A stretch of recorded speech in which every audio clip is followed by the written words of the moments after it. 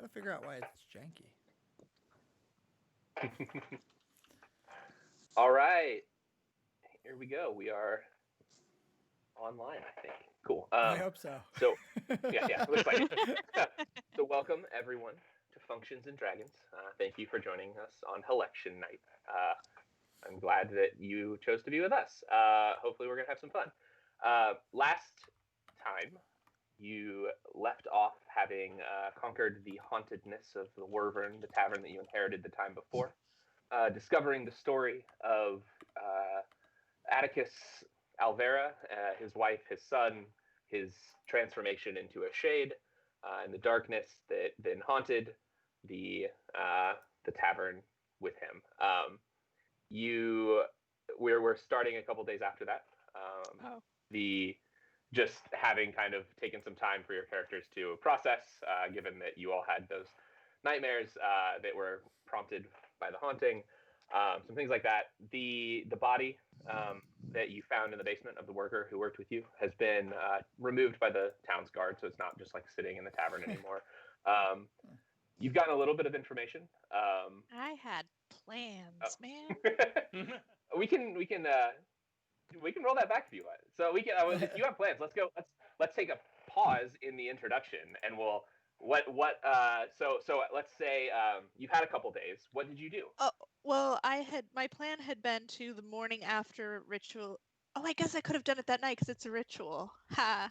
That night, I definitely, rewind. I ritually cast. What's it called? The repose. Yeah, what's it called? Gentle repose, is it? All right. Gentle repose. Yeah, for some reason, spare the dying was the only thing that was coming into my head. What's it called? I love that spell. Gentle repose. Cool. And then I was gonna take him to find his wife. I didn't know that the city guard were just gonna take his body. Yeah, so we can roleplay this if you want, but no, it's fine. Talking to the foreman, you would have found out that this guy was kind of a loner. Nobody really knew who he was. He was kind of new to the town. They knew that he had shown up for work every day, and he was a good worker. But they're really not sure who he is. Nobody recognizes the woman in the locket. And so I propose this is going to be our next quest for this session. Quest. Oh, maybe not this session. Find the woman, tell her what happened. Aren't we just fucking around in this one? Giving her money. So, having kind of talked with various workers, things like that, you would know he rolled into town just a few days before. He explained that he was kind of a traveling worker looking to raise some money to get back home. No, didn't really tell anybody where he was from, however, and you're not really sure who he is, but you do have the locket. Okay. And the town guard took his body to be buried in the city cemetery, essentially, the place where the paupers and the unknown folks of the area would have been buried. So he has been taken care of in a good manner. And you have a locket with a woman's face that no one recognizes. Okay. And it's just her face. It's not like him and her. It's just a picture of her concealed in this locket. Okay. Cool. Thank you. Cool. So yeah, you've taken a few days, kind of settled into the tavern. No more hauntings, no more strange occurrences, no more darkness. And the tavern has started to feel like home, I would imagine, for many of you. You've kind of set up your rooms, you've set up your gear, gotten things ready. And you are now just free in the city of Eklund's Fall. What's up? I'm sorry, I have one more question. Yeah, please go. Did the basement disappear, or is it still there? It's okay, there. I moved down into the basement. So having moved down there, the attic is now available. I'm assuming that people kind of cleaned out the bones and over a couple days. No, okay, you're leaving them. Well, I'm not letting people take them. That's for sure. Okay.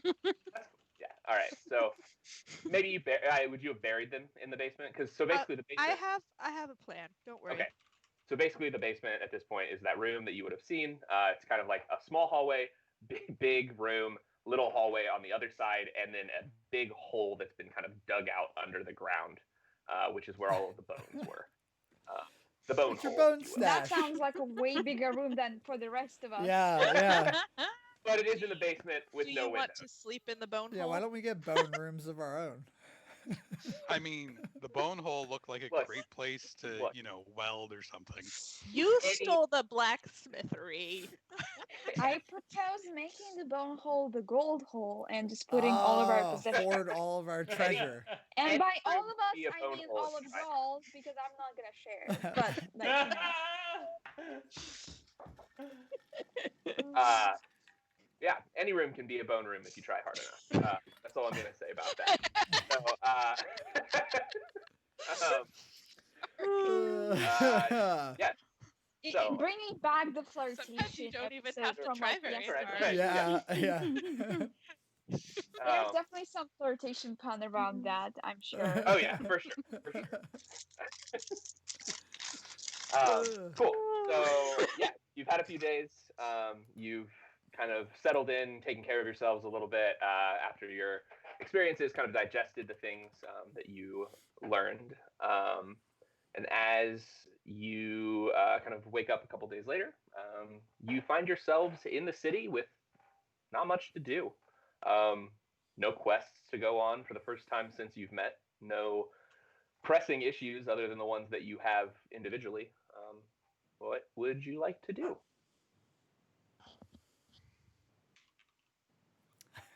What's up? I'll go. Yeah, I'll throw my hand out there. There's a couple things that I would like to do. Mainly, I want to try and find us some more work because I am in need of how much money did we get again? We have let me look in D&D Beyond, but I need. How much did Mara win again? Yeah, Mara has Mara's good. Yeah. Mara's loaded. Yeah.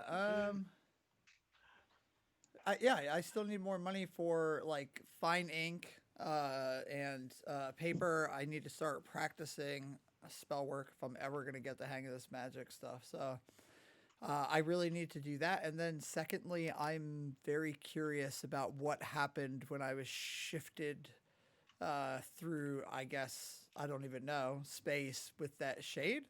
And I want to try and see if I can find anyone in this city that would, like a necromancer or anyone who just would have information about shades and that their plane of existence and stuff like that. Cool. So yeah, that information would probably be in the college libraries, which are open to the public. You have to have an escort by a librarian, but they're available. So you can't check things out unless you're a member of the college, but you could go and do some research there. You might be able to talk to the librarians and see if they know anything. Yeah, I'd ask the group and just let them know, hey, I'm heading to the colleges. There's something I want to check out. I'm not sure what you all are up to, but if anybody wants to head that way, if you need to go that way for anything, I'll be leaving here in just a little bit. Cool. I want to do some shopping, so I might head out at the same time you do. I'm definitely interested in the libraries, so. Oh, I want to go shopping. Can I go with you, Mara? Come shopping with me. Okay. I want to go shoplifting. Can I go with you? I very much imagine Ruby being like, I want to go shoplifting with you too. Come on. Yo. Sorry, can I get that again? What Ruby? She's going shopping with us. Oh, fine. Okay, that's good. I hope you all have fun. Erica's not much of Girls a trip. Last thing about that too, you also did find a few magical items that were unidentified as of That's the last right. thing as well. Yeah. You don't have to do anything with them, but just reminding you, you have that satchel that you have a pretty good idea of what it is, but not positive. You have the stones, which you out of game, I guess, know what they are, but not necessarily in game. I think Toledo, you figured it out actually what they were, Yeah. but and then you have, I think, a set of clothes that you found as well. It's like a set of I think nice that clothes. was everything. Really Yeah, old clothes. Really Fancy. nice, but old style. That's right. yeah, old style fancy clothes that seem really good condition for what they are. Old style fancy clothes. Love it. I have a feeling that Toledo is not going to be able to fit Probably not. them. I don't know that turtles can even clothing some magical clothing changes size depending on That's true. like magic armors. I don't know if it would get that big though. I don't think turtles can actually wear armor or clothes. I think they can actually wear armor. Could probably do but bracers. It's kind of pointless because they have their a big AC is higher than most Yeah. armor. I think maybe that's what it is. Yeah, is it they technically could, but Yeah, they could at least wear you're not gonna. the front plate. You know, you wouldn't need the back plate. It's just Yeah. Well, Hangs I in got chainmail. yeah, so I got chainmail wrap it around your neck. as part of one of my kits, and it's not worth wearing because it reduces your your sneak, and it only is 14 AC, and turtles are naturally 17, so it's just nope. Yeah. Like jingle, jingle, jingle, jingle. You also have some gems and some artwork that you found that you think you might be able to sell in the city. That's the other thing. But that is cool. So, Jonathan, I think you were the only one who didn't have a thing to do. So what I would like to do is a couple parts here. First, Ericos would want to investigate the brand on his back a little bit further. I'm not sure what he would have to do to better understand the symbol, but I want to go down that path. So perhaps looking a little bit in the mirror first, and maybe visiting the Paladin Hall to. We never really named the Paladin Hall. We should probably do that. Yeah. So you, as a Paladin Oath of the Crown, are kind of an interesting Paladin because while you do serve the gods, you more serve just the concept of law and order. Mhm. The crown. I was reading about the Oath of the Crown because it's very interesting. Yeah. So your oath is essentially to the protection of society, the protection of civilization. So your Paladin Hall would actually probably just be the guard tower or the guard hall, where the town guards are garrisoned or come in.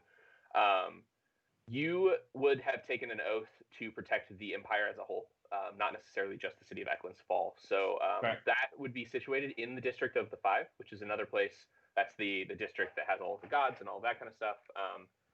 So it could also be another place you would know that you might be able to look for that information as well, since it seems to be somewhat demonic. Yeah. They might have information. So so looking in the mirror, the brand is pretty unique. It's two curved horns coming down inside of a circle. So they come down from the inside and pierce outside and kind of curl upward. And then in the middle is just a single dagger straight through the bottom. Okay.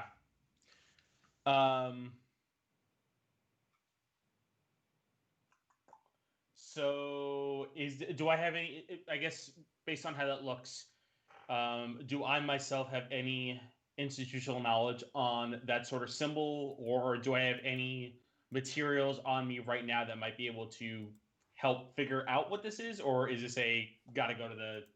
Make me a religion check. Oh boy. Sure.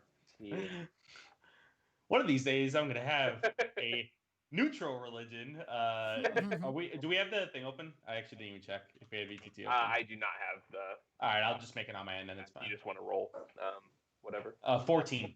14. Yeah. So this symbol is definitely demonic. You didn't spend a whole lot of time in your paladin training early on, necessarily studying all of the demons and all of the things that are known. But it is essentially a symbol of a particular demon. You recognize that it matches a symbol that you would have seen maybe in a book somewhere at one point. You're not quite sure who. You're not quite sure which demon it comes from. Okay.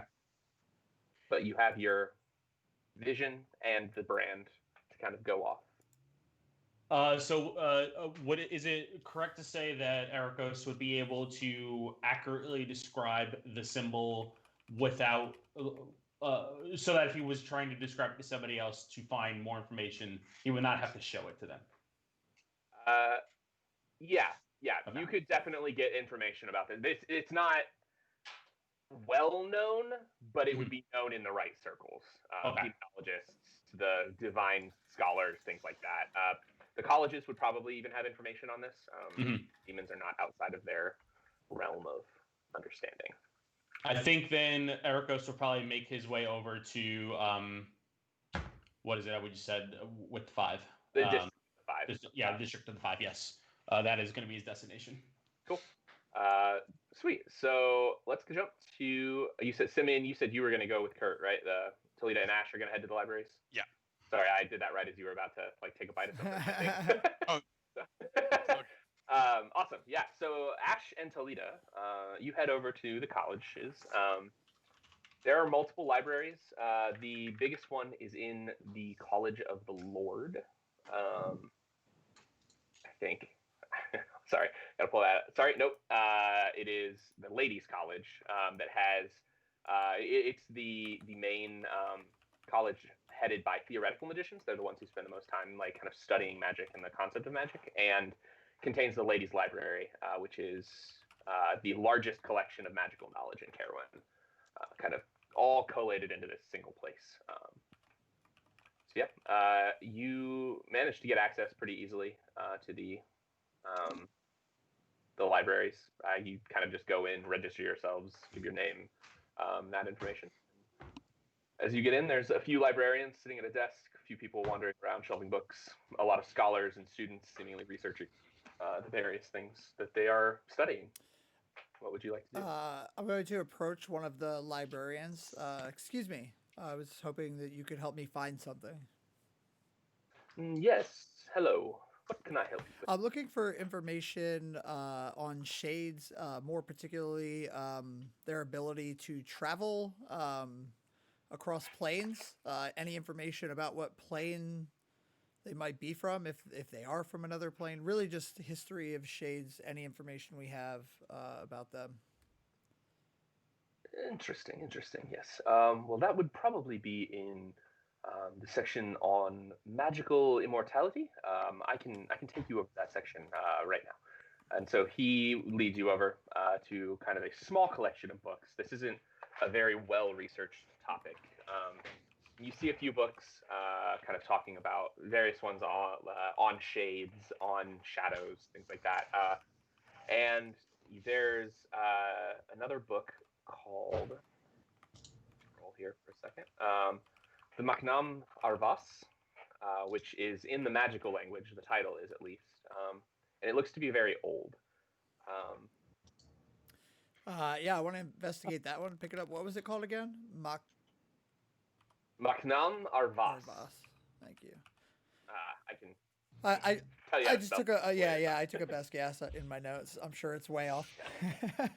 Yeah, I want to investigate this book, kind of take a look at it. Cool. Study it, see what's inside. I'll look for a seat. Great. Talita, I'll catch up with you. I'm gonna check this out. Try not to light anything on fire. I just kind of side-eye you and turn away. All right. Is there like signage for different sections and stuff? Yeah, there's the Carowin's equivalent of the Dewey Decimal System, in which you can find books, on whatever you need. Yeah. So I want to go find the section that is, magical tinkering and such, and Great. Arcanium. Arcanium's the metal, correct? Yes, That Arcanium. you stole? Stole? No. He acquired got it a deal. through a It was deal. a deal. Yeah, it's not stolen. It was Technically, the Coerced. other Borrowed dude it, stole like it. people do. coerced. Technically, or strong the other dude stole it and gave it to me. Yeah. So we're good. Sure. Cool. Yeah. So you managed to find that section pretty easily. There's quite a lot of writing in this section. There's probably hundreds of books taking up multiple shelves. You'd probably need like a little, the rolly ladders that they have in the really cool studies. You probably need one of those to even get to the highest shelves in this place. Yeah. What are you looking for? Just anything about large, self-propelled, mechanical, mecha-magical vehicles and such. Yeah. Huh. Wonder why. Can't imagine what that's. No, yep. Awesome. Yeah. So you managed to find some books. There in this section, if you spent a little bit of time, I'm assuming that you're going to be here for a little bit, maybe like skimming some of the books, looking for things like that. You seem to find some indexes referencing things like that. You seem to find this idea of like these apparatuses that have been made by various magicians and tinkerers over the years, though nothing in the last really 150 years. It's been a while since anybody's really delved into that, as the engines that kind of now pervade magical society, the dwarf engines and the arcana engines that power the rails and various other machines. Nobody's really looked into things like these apparati anymore. They were kind of an older style, but you do see some things on these engines. If that's an interesting topic, you would be able to find a number of writings on arcane engines. Yeah. So you find a book in particular that is just called Arcana and the Engines of Magic. Nice. Sounds about right. And you find some information about some ramblings as you go, maybe sit down with the book. I'm assuming if you want to look at that one, I guess I should ask that instead of just dictating that you look at that book. Cool. Yeah. So in the world, there are kind of three different types of engines that are commonly used. There are dwarf engines, spell engines, and eldritch engines. They each handle various things. Dwarf engines are mostly they're very mechanically complicated, but very magically simple. They basically run on very small spells that produce flame or things like that to power just a mechanical engine, just like we would know in our world. Spell engines, however, are a little bit more powerful, and they last longer, and they tend to not need as much recharging.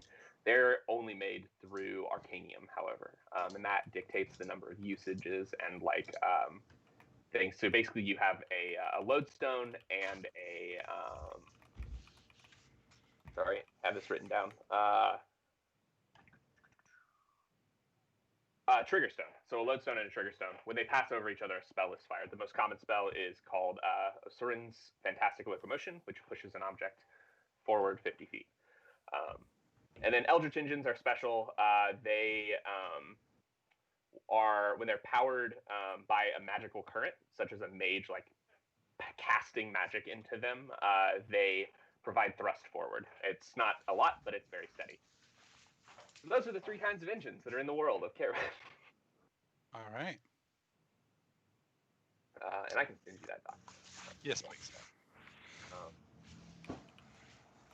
Talita is very interested on the more technical breakdown of efficiency and power conversion. Oh, don't worry. I've done that work for you. Wow. So. Wow, that's a DM. He did not just pull this title out of nowhere. He's actually Yeah, the whole book. You could buy it on Gumroad. Yeah, right. Yeah. That'll only be $50, just like all of the other D&D. Yeah. Like a professor who makes you buy his book to take his class. Yeah, right. Cool. So let's go ahead and jump to Mara, Ruby, and Erisea. I'm trying to refer to people by their character names because I think that makes more sense in the game world. You're going shopping. What are you looking for? You mean shoplifting, but okay. Oh, yeah. Shop. I'll do the lifting. I teach them a few tricks, you know. Well, the things I want might be a little hard to shoplift. So I'm basically Yeah, I was just say, don't tempt her. I'm looking for some battle gear. Yes. So there's three things that I'm kind of looking for. One, I don't want to die anymore, and so I'm looking for some armor. I don't really have a preference as to light, heavy. I'm not a particularly graceful or stealthy character, so whatever works. And then she's kind of browsing for axes, but what she's really looking for is a nice set of sort of iron knuckle kind of dealies, but just gloves that make my fists even more terrifying. Okay. Cool. Nice. Neat. So I think I'm looking this up real quick. I believe using armor, specific heavy armor specifically, as a barbarian, reduces the ability of your rage. Yeah. So while raging, you are Gotcha. gain the following benefits while you aren't wearing heavy armor. So that all of your benefits of rage basically are dictated by the fact that you're not wearing heavy armor. But you can find some medium armor probably. Medium sounds good. Yeah, that's. I like my rage. Medium armor would be things like chainmail. I think. Now that I say that, I may not be right. Let me look that up real quick for you. Let me just pull up a list of that. So, yeah, throughout the city, I mean, this city is massive. There's all sorts of things that you can find here. Whatever. Yeah, I think this is a good place to find that. Like, yeah. So there's a number of blacksmiths throughout the city. There is a shopping district. I don't know, Kurt, if you want to pull up the map of Eklund's Fall. Yeah, let me get on that. On the Let me stream. do that.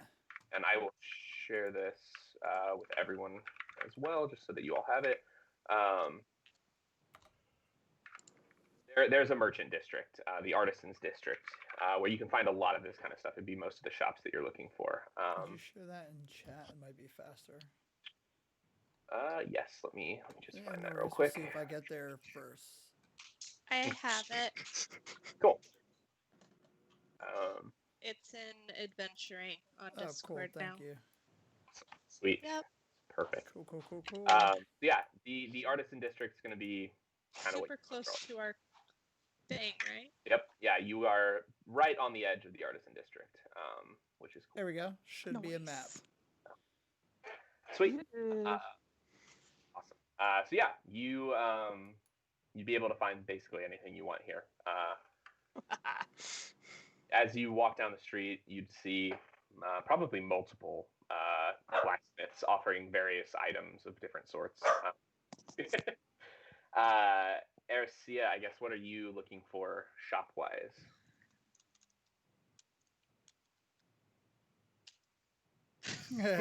Sorry, I was Just along for the ride. typing something. No, you're good. Sorry.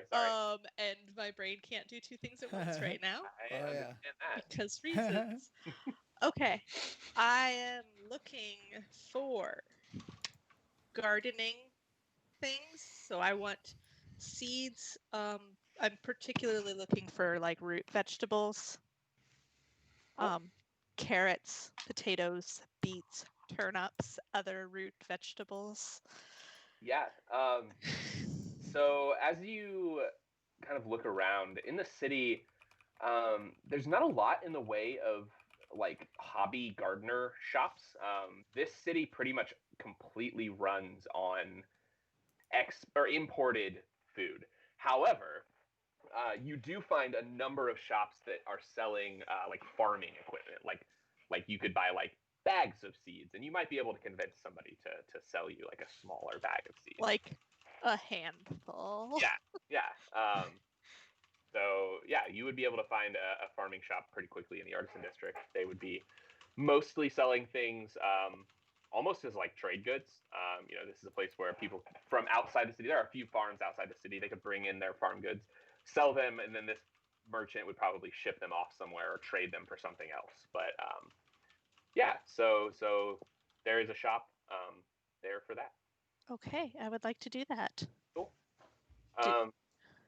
What's up? Oh, I was gonna ask if we needed to role play it, or do you just want to tell me how much I have to spend, or? Yeah. So as you walk in, Yes. you've got there's just a lot of barrels. This is clearly not a shop that is like super frequented. Most of the people who come in here are probably mostly farmers. So as you walk in, there's large barrels full of grain, some boxes full of various root vegetables, things like that they're just about to ship out. Different things, maybe just to supply the city with food that they need as they need it for the various restaurants and groceries around the city. And yeah, there's a large human man standing behind the counter. And yeah, as you walk in, he says, "Hello, welcome to Nilis's finer farming goods." Nilis's finer farming. Nice. Sorry.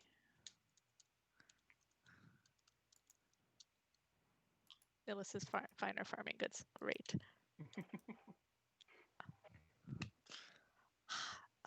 Hello. I was hoping to be starting a small garden at my home, and it doesn't seem that there's much in the way of shops carrying that. I was directed toward here that I might be able to find some seeds, perhaps a watering can.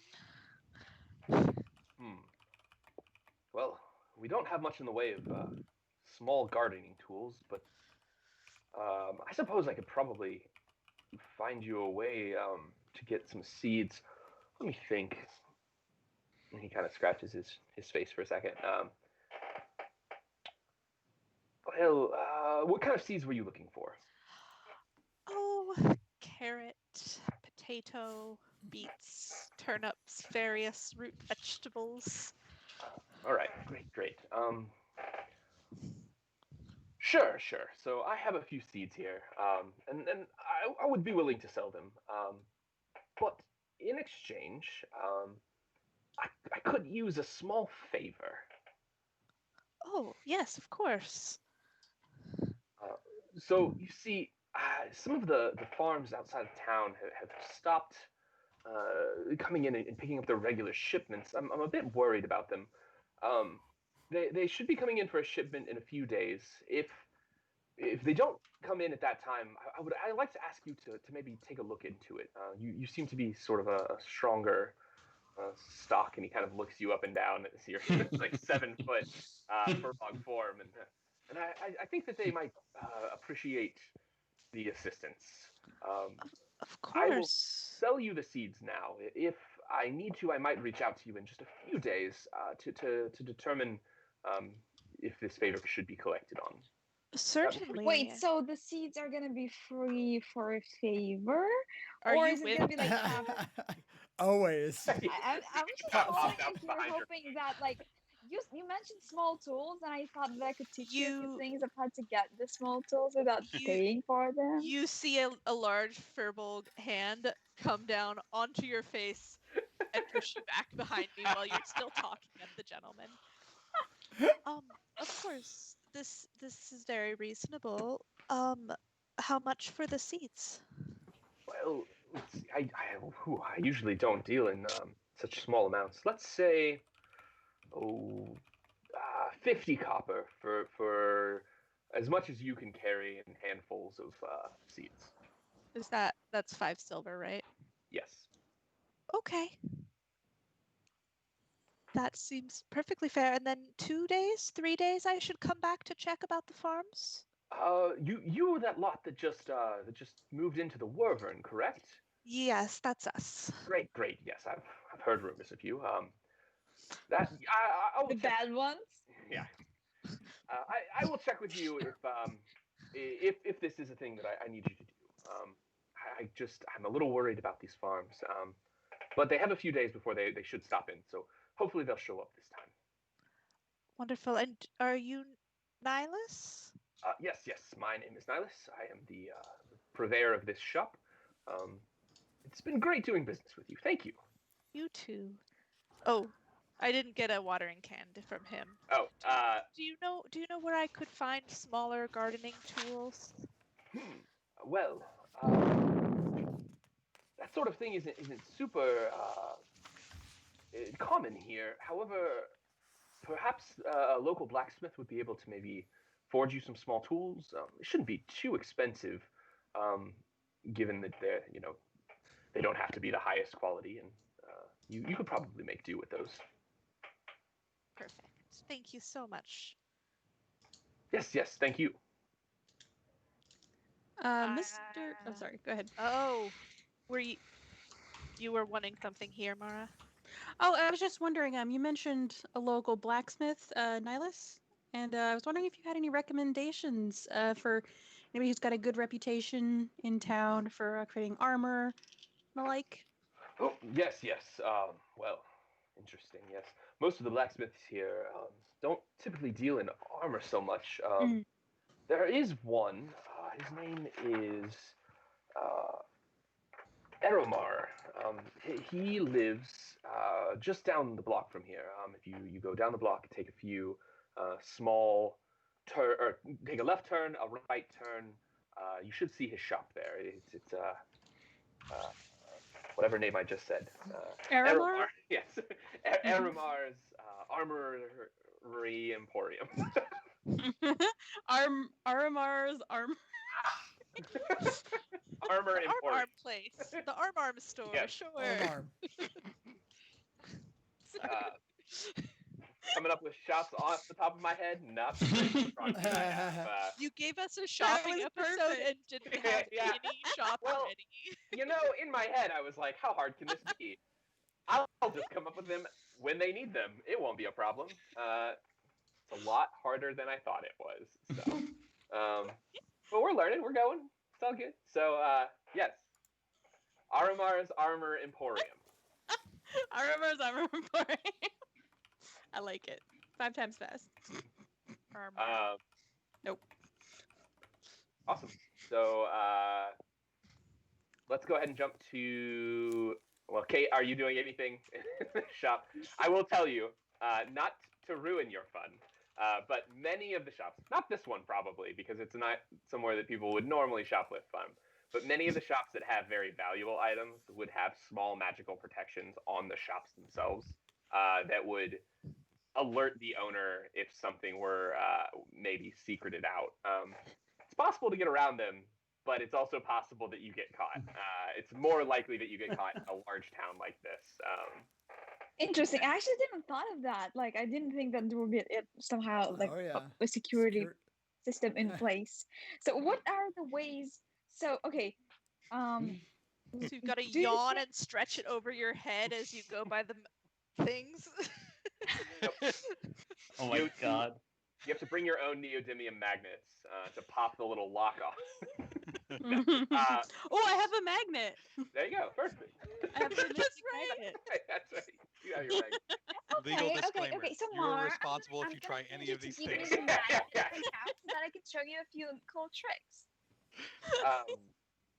The Yeah, first one is so- going to be obviously distracting the owner, and then one of you gets to do the fun part of actually stealing something. And I'll get obviously all of the fun and entertainment of being an actress I'm not and stealing performing as things. a very valuable customer. I'm not stealing things, Ruby. Why not? Shh. It's right It's there. wrong. Right there. It's wrong. I like that you're still in the farm shop. Like, there's anything worth stealing here.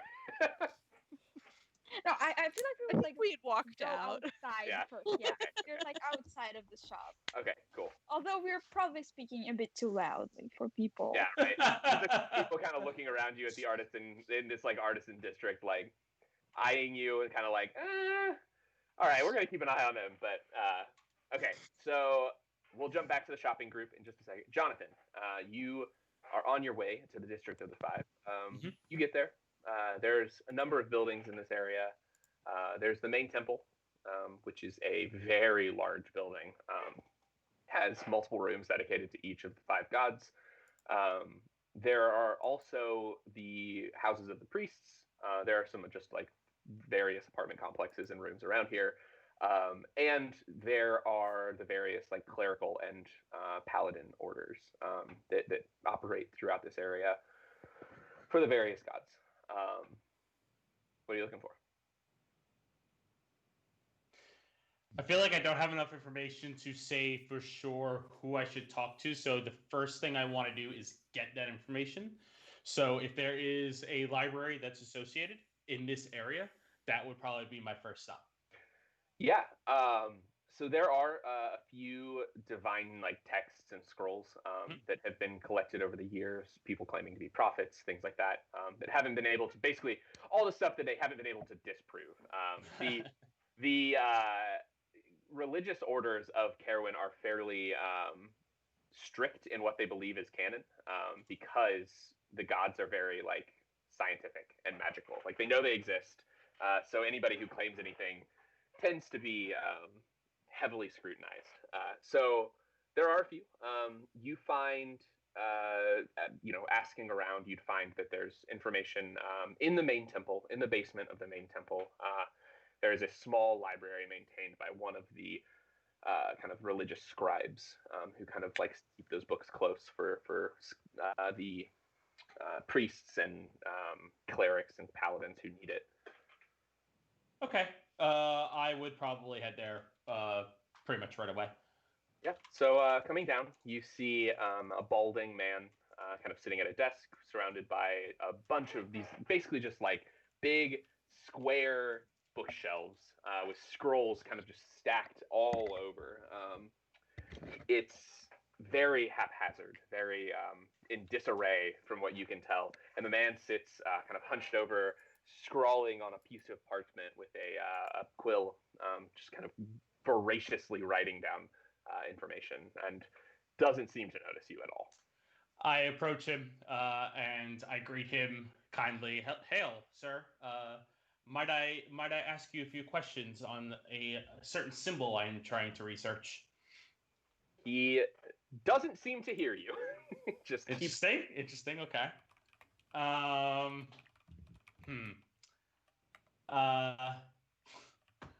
I put both my hands on the table, not hard, or like I'm not trying to scare him, but I'm just trying to alert him somehow, and I just start like waving down with my hand, I guess like this, kind of under him, like, excuse me. I'm so sorry. Please, it's okay. What? Who are you? My name is Ericos. I am a paladin. And I have something I'm researching. A symbol that I found. Yes. Out with it. Come on. Time is money. I described the symbol to him. Okay, great. Cool. So he says, that sounds like a demon symbol. One second. And he kind of scurries back to one of the shelves and pulls like 4 scrolls off the shelves, kind of holds them all up. No.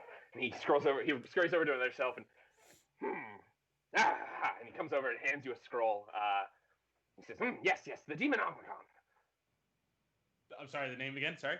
The Demonomicon. Demonomicon. Yes. I'm so God, I was trying to spell out writing notes myself, but I'm definitely writing this one down. So I guess I take the scroll. I open it. Cool. I'm going to read it, I guess. Yeah. Looking into the scroll, it seems to be a treatise by a lesser cleric, someone who isn't like super famous, about some of the presumed demons that exist in the fiendish plane. There's not a lot of research on demons in this world. For as much as like they know that things like that exist, there's not a lot of really information about where or who the demons are. They don't cross over into our worlds very often. But you do see a few named demons listed. Presumably, as you kind of scour the text, you find that these demons are the ones who are the most powerful. They're the ones who have the most kind of sway in the world. They are the name is the Ifreanamak demons. So Ifreanamak.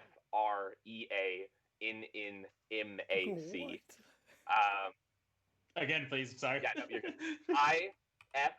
IFREA. IFR. Okay, hang on. IFREA. Yep. NN. AKC. Sorry, not K. NNM. Sorry. NN. MAC. MAC. Yeah. Okay, thank you. And so it kind of discusses these demons. Some speculation that maybe these were the first demons, the ones that have now kind of risen into the ranks of demon lord or demon prince. Specifically, there are a few that have had dealings with humans in the past. You see reference to Rogmarath, who is the demon prince of Pacts. You see a reference to Tharuman, which is Tharoman, who is listed as the demon prince of corruption. Okay. Yeah. Olmag, who is the demon prince of deception.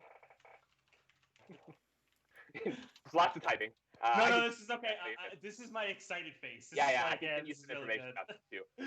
And finally, a reference to Thakuth, who is actually a well-known demon prince, and where a lot of this information comes from, because this text kind of elaborates. Thakuth was a former demon prince who was thrown out of the fiendish plane by the other demons to the physical plane, and is said to have carved the Fey realm out of the world, and is the lord of the Fey realm. And they're the one that's like known well about. The Fey realm kind of has lots of interactions with the physical plane.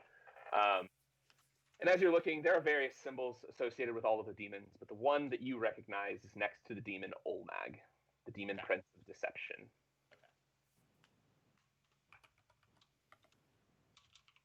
My notes say this guy. This guy. This guy. Pointy finger emoji. Yeah. Cool. And then there's more exposition, kind of just about various demon princes, where they came from.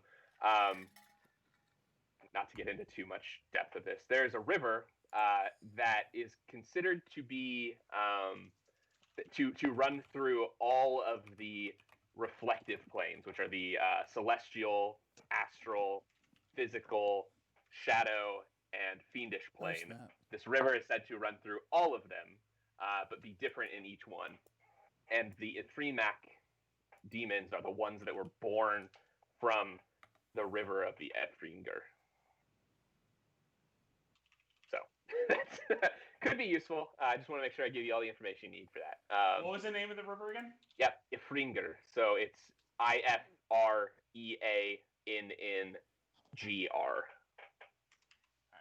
All my spellings are probably going to be off. We can correct It's all them good. later. Yeah, I Coming definitely should have named all of these things like Dave, the river Dave. Not really difficult Norse sounding words, but here we are. Ericos, after spending some time with the scroll, he asks the bookkeeper, I'm not really sure about it, who he is, if there's a way to get a copy of this, or if I could take it and make a copy for myself. Yes. Here. And he hands out his hand and takes the scroll from you. He lays the scroll out on one side, and lays out a blank piece of parchment on the other. And you see him pull out a quill, and he kind of holds it over the thing and lets go, and it floats above the other parchment. And as he takes his index finger and points to the first word on the first line of the leftmost parchment and runs it across, the quill begins to write, making a scribed copy of this scroll, and that he then hands to you once he's done. Well, of course, there's magical copying machines in this universe. So why wouldn't there be? I was absolutely prepared for him to bust out an actual magical copy machine. He lays it face down. Right? Yeah. On a strange piece of flat glass. stone that you've ever seen. A bright light. Bright line of light shifts down through the scroll. Creates an identical copy. Yeah. So yeah, now you have a copy of the scroll. Brand is Xerox. Yeah. Spelled Z-O-R. Xerox is magical transfer. It's the Yeah. This feels like it's enough information for Ericos to work with for now. Is there anything that's leading, I guess, with poring over this information, is there anything that stood out that may lead Ericos to believe that he should go through some more scrolls? Or basically, is he inspired? Would he be inspired by this information to stay? Or would he more likely want to go back and sit with this for a little bit? Probably not too much. Yeah. There, you kind of got the from the guy scurrying about trying to find the scrolls. There's not a lot of writing on this stuff. So you could ask if you wanted, he's just going to tell you that there's not a lot of other writing on this stuff. Right. He would tell you that there are some more magical texts on demons and some of the propositions. It's been known that warlocks make pacts with fiends in the past. There's not a lot of information about that kind of stuff, but there might be more information at the library, but he doesn't really know. Okay. Well, sir, thank you very much for your help. This has been exactly what I needed. I'll take my leave now. Okay. Ericos would probably actually, from this point, probably want to go head over to where he was initiated into the order and speak to the paladin that initiated him, if possible. Yeah. We can cut to other folks if you want to cut go between, but I ahead. think that's what he's going to do next. Cool. Yeah, let's go ahead and jump to Ash, since you've been reading now for a little bit. Yeah. So this book that you found seems to be very in-depth on the possibility of using magic to create immortality. It has reflections on the ancients, some of the consideration that it's widely believed that the ancients were trying to reach an immortal plane to live forever. There is a lot of spell work in this book. This book is very spell work heavy.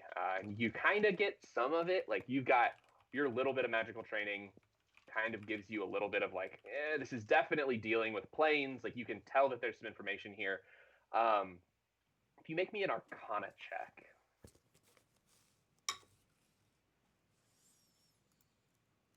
Da, da, da, da, 16. Okay. Yeah. So this,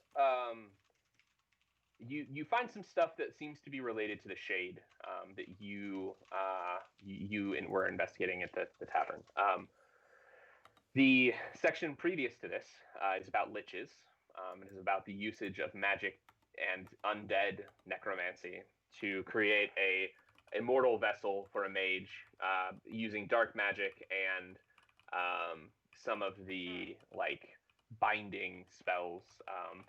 The next section kind of goes on to talk about shades, and shades are they're spellcasters who don't have enough power to become liches, but try anyway. And so they attempt to do the dark magical spell. They typically try to bind their souls to some kind of it's called a guri, Gouri, which is an object from which they can, or to which they can bind their souls to live forever. However, spell doesn't... Such as a green emerald, perhaps? Hey. Yes, such as. And so it uses someone's soul to be bound into it. Kind of talks about the process by which you would create a guri, bind your soul to it. And essentially, if the spellcaster doesn't have enough power, they don't become a lich. Their soul is ripped from their mortal body, becoming a shade that is a semi-denizen of the shadow plane, which is the plane that lies between the material, the fiendish plane, the right? physical realm, and the fiendish plane. Okay, yes. so I'm as interested as I am in the shades. I'm actually more interested in I figured out some of it, which is the traveling, and it seems that what they're doing is traveling through the shadow plane.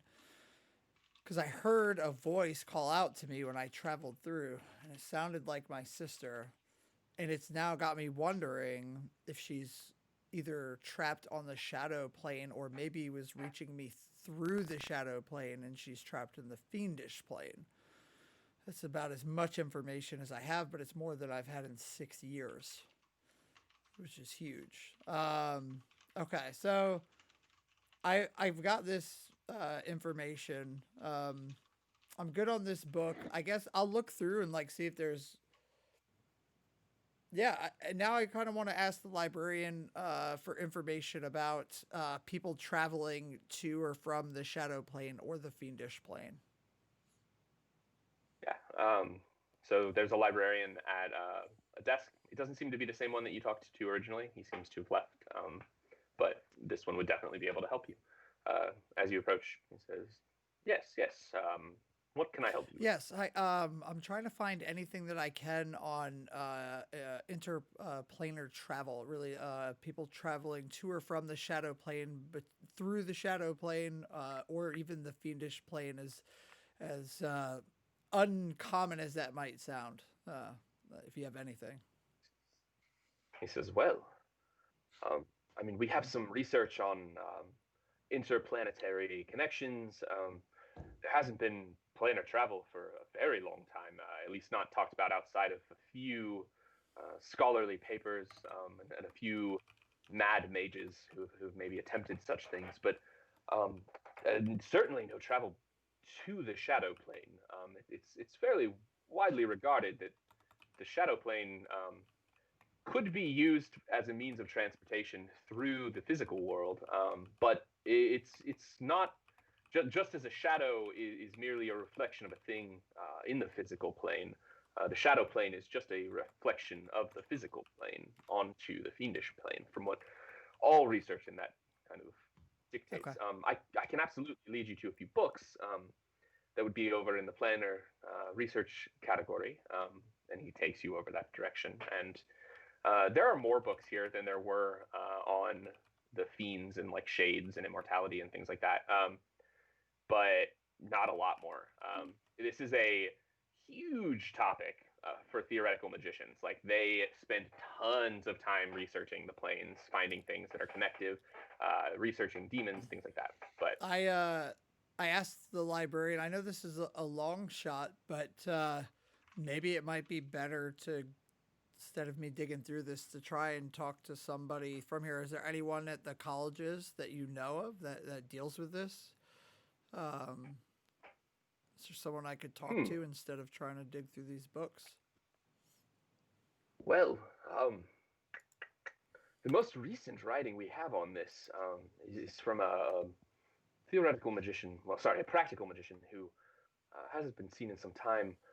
Let me see if I can find their writings. And he kind of scours through some of the shelves, and he pulls out a book that he then hands to you. And on the cover, it says The Reflective Planes, Interplanetary Travel and Magicians. And the author you recognize is your sister. Holy shit. Okay. What was that? The Reflective Planes, Interplanetary Travel, and The Magician. The Magician. Oh shit. Okay.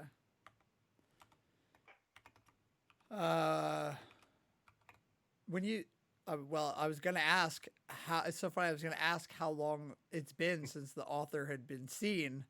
I guess I don't have to ask that now. Okay. Yeah. So I see that name. Luna Graywin as the author. I immediately just start flipping through this. The librarian's not there anymore. The library is not there anymore. Like, nothing is there anymore. And I'm just focused on this book. Yeah. So as you flip through it, it's not the longest book. There's a few.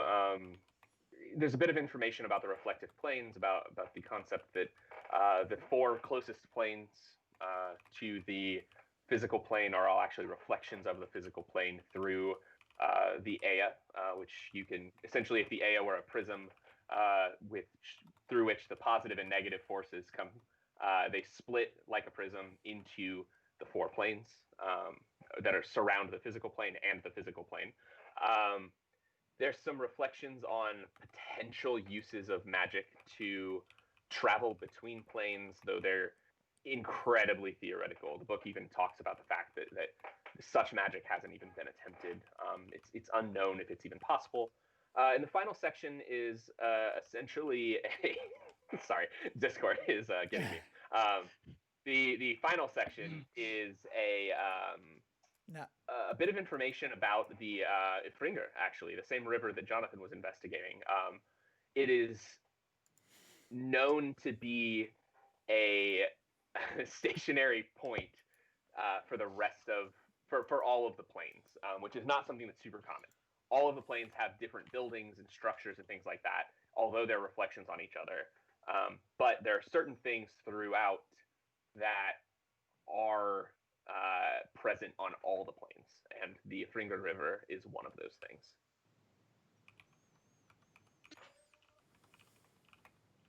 Huh. Okay.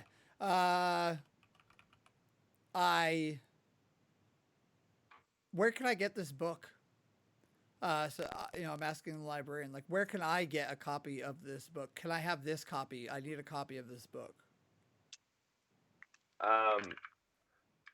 He tells you that it's the only copy. It was published a while back, and the author hasn't been heard from for a very long time. Says, "What you we could provide you with the parchment if you'd like to take any information down about this. These copies are very, very rare. They're usually written by the magician in the magician's hand, and it doesn't seem to, unless it is widely published, this is the only copy we have." So it's just like dawning on me that I'm holding like one of the last things that my sister, like, this is her handwriting in the book. I asked for a stack of parchment, and I'm not gonna like leave that library until I've copied down every word of that book, line for line. Yeah. Great. So yeah, you take the time to do that. You've got all the information. He hands you the parchment. It's free. Parchment's cheap for the colleges. They order it in bulk. He can kind of tell that this is a big deal for you. So he's very. Do they transmute their own paper? Yes. Yeah. Let's go with that. Cool. Real quick, I'm going to grab a Discord link for the people who are interested in our Discord. Invite people. There should really be a competitor called Harmony. Yeah, right. It wasn't that funny. Like to have people want to like join. No, it's all good. The adventuring channel is not yeah. that like, yeah, I don't think it's accessible, first of all. So anything we put in there won't be accessible by everyone. So you feel free to talk about your characters and things outside of the game. They'll just be able to get into general and things like that. So hey, look, we got some people. Cool. So cool. Yeah. Let's go ahead and jump back to the let's go to Lita real quick. What are you doing now? Well, I want to go and figure out, because it seems I'm probably going to need some more Arcanium, because they wouldn't let me have enough. So I kind of want to find that out, and then I want to head back to my shop to keep fixing it up. Okay. Yeah, so you would know purchasing Arcanium would be incredibly difficult. It's not even something that's really sold on the black market, because that concept that you would have seen in the books of like a lodestone and a trigger stone could be used to build incredibly dangerous devices, because they can store so much magic that they can just be used to blow things up. Like exactly what I need. Cool. Yeah, like a bomb. They're not. It's incredibly dangerous and classified material. But you can go fix up your shop and start working on that. So I actually, one of the things that you would know you need to do is figure out who the owner of the old blacksmithy is. If that's do I really need to do that? Because like Toledo doesn't really care. That's true. Unless So if you don't want to do it, that's totally fine. It might come back. But but that's very much like he goes and does things, and then problems happen. Yeah. So yeah, you go ahead and head back. I'm assuming. Well, you probably wouldn't have let Ash know, but you probably would have. I just. Yeah. And Ash is very absorbed, so. So yeah, you go ahead and head on back. The smithy is burnt to a crisp, to be honest. It has been clearly not a thing that like has been used for a long time. There's still some of the iron, some things like that. They didn't take anything away, so like the anvil is still there. You can even find some like hammer heads. The wooden handles are clearly burnt away. The walls are still standing, though they may not be super stable. And yeah, you can spend some time trying to fix it up. The first thing you would need to do is probably find somewhere to procure some wood. And there is a local lumberers guild. So first thing I'm gonna do is go in there and take all the like charred and worthless stuff and just drag it out into the street. Okay, cool. Yeah, so you spend the next few hours probably just littering the streets of Eklund's Fall. Just littering. Yeah, it's all good. You know. The guards don't come too far towards this side of the street, so that nobody really stops you for a long while. So while Talita is doing that, let's jump back to the shopping group.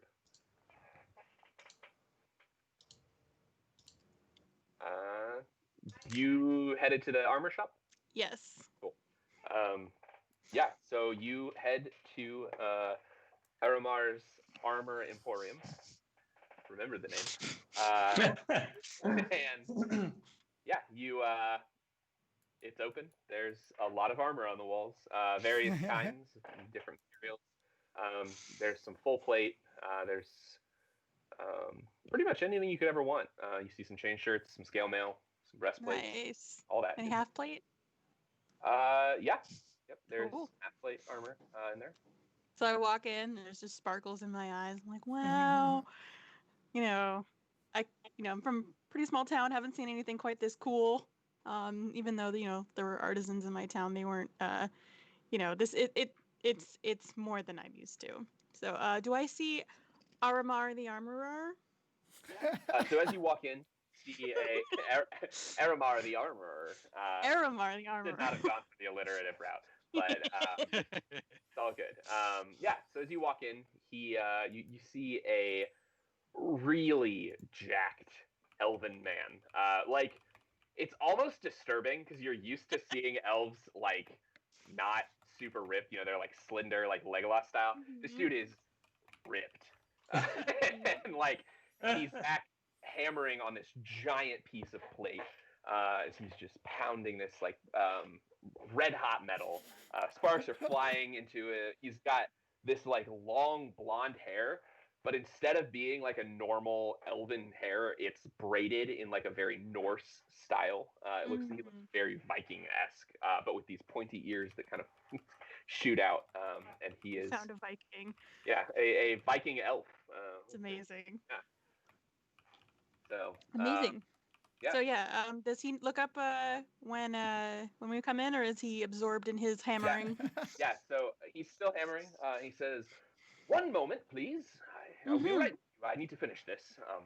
And so he continues to hammer out this piece of metal for a little bit until it cools. He quenches it. So he kind of walks over, passes his hand, and says, "Yes. How can I help you?" Hi. Well, we heard word on the street that you are an amazing blacksmith when it comes to armor, and it happens to be that I am in the market for a nice new set of half plate and maybe a custom item. Cool. So I was hoping to chat with you, see what you have in stock, talk about maybe getting something made. Yeah. Great. What are you looking for custom made? So I'm looking for a pair of gauntlets that can help me lay a little extra hurt on monsters, walls, rocks, People. people. Whatever. So yeah, I'm not sure what kind of I'm not sure how much extra you can put on a gauntlet before it becomes unusable, but you're the expert, so I was wondering if you'd made anything like that. Anything be an exciting challenge? Yes. And Should probably have second, common no beforehand. It's all good. I gotta look this up. There are, I believe, spiked gauntlets in D&D that count as a weapon, basically. See if I can find it. Yeah, spiked gauntlet. Sweet. Yeah. Cool. So yeah, you apparently these are homebrew, but I don't really care. This works. He says, interesting. I don't have anything like that. Most of the armor I make here is for the town guard or for wandering adventurers and knights looking to go out. Interesting. He kind of like he doesn't have a beard because he's an elf, but he kind of just like scratches his chin a little bit. Yeah, yes. Brings two braids together under his chin. Yeah. So yes, I believe I could make you something like that. It'll take me a few days. But yes. Now as far as armor goes, I'm sure you know, armor gets relatively expensive. The more you kind of the more metal that we use, clearly, the more it's going to cost. So you said you were looking for half plate? Well, I'll let you know. My budget for this is probably totally combined around 150 gold. I don't know if that's way too low. I probably should have looked up the prices. Oh, good. He says yes. Yes, for something like half plate, that's about a tenth of the cost. Okay, so nothing quite that fancy. But we could definitely get you into some chain or some scale mail. Now he kind of like walks out from behind the thing. He goes up to two of the pieces of armor that are hanging on the wall. He says, "Now these are just display units. So I would sell you these. It doesn't seem like he necessarily has like." He makes all of his armor custom. It needs to fit whoever it's going to be on. And he says, "So if you look over here, this is your standard chain shirt. This is essentially just chainwear that doesn't cover the entire body. It protects well against some strikes from especially against swords, things like that. And then over here you can see this fishy-looking thing is a scale." And he shows you another one that's kind of just overlapping pieces of metal, kind of laid on top of each other, and in a suit. So it comes with a coat and leggings. Nice. Yeah. So he says, yes. So I mean, these are about the same price. It just depends on what you're looking for. The chain shirt is going to offer you some benefits if you're trying to be a little more stealthy, and the scale mail, however, is somewhat hard to move in, so it may not help as much with your more stealthy endeavors, and it does weigh a lot more. But it looks so much more badass. I'm gonna look over at Arisea and Ruby, just like, come help me shop. It looks better on me. Like, is it this one or this one? Which one sets off my eyes? You know. Yeah. I'm leaning towards. Even yeah. know how to respond to that. I think Which one would go well with blood? You know. The one that you can get for free somehow will always look better. That's my Fair Fair enough. I guess cost is something to consider. Is there a difference in the sort of scale of protection that they offer? About the same? It's about the same. The scale mail is obviously going to be a little bit more protective. A sword, it finds it much harder to penetrate these scales than it does these ringlets. However, they're fairly close out of context. It's a 13 plus your dex modifier for your AC, or a 14 plus your dex modifier on the scale mail. Well, I've already got a 13, so I might as well go with the 14. Yeah. Yeah. All right, cool. Plus the scales will make me look like I just feel like that's more badass. Yeah, definitely. All right, at one cool. point, I'm gonna go with the scales. At one point can make a world of difference. Yeah. Oh yeah. Yeah. Absolutely. It can. Cool. Yeah. So he says, great. Let me grab your measurements, and I'll get started in making this. And so he. Should I flex when you're doing the tape measure, or like? he tells you all the things you need to do. He gives you some basic. He actually pulls out like 6 different suits of armor that are all these scale mails, and he's like, all right, try this one on, and you put one of them on, kind of over your just like general civilian clothes. It's real tight, and you can barely move. He's like, no, that will never do. And he pulls that, and he gives you some more. You kind of go back and forth for a little bit until he finds one that's almost your size. He kind of pulls out a measuring tape, measures out like various dimensions, and he's like, yes, okay. All right. Well, I think I have this. Now this is going to take me a few days to make. I have a few other orders that I need to finish first. So, if you don't mind, would you mind coming back in about 5 days? That sounds reasonable. We're in town now. So yes, thank you. Should I leave the gold with you? He says, it is half Yes, thank you. half up front and half when you are satisfied with the work. All right. So it's 25 gold right now. Okay. 25. Like, Thank you. do we need to talk about the gauntlets? Oh, yes, the gauntlets. So typically I would be making gauntlets with this armor anyway. So let's go ahead and let's just say that'll be 6 extra gold. I am going to unfortunately need that up front. I'm going to have to acquire some of the materials to make this. I Whatever think you need, man. so, it's going to be 6 more on top of the 25. So. All right, so that's 56 right now. Or no, sorry, 31 right now. Right now, and then 25 later. Let me take that out. Cool. Sounds good. My man. Anyone else have things they want to ask the armorer or the? I mean, he's really just a blacksmith, so. Mm-hmm.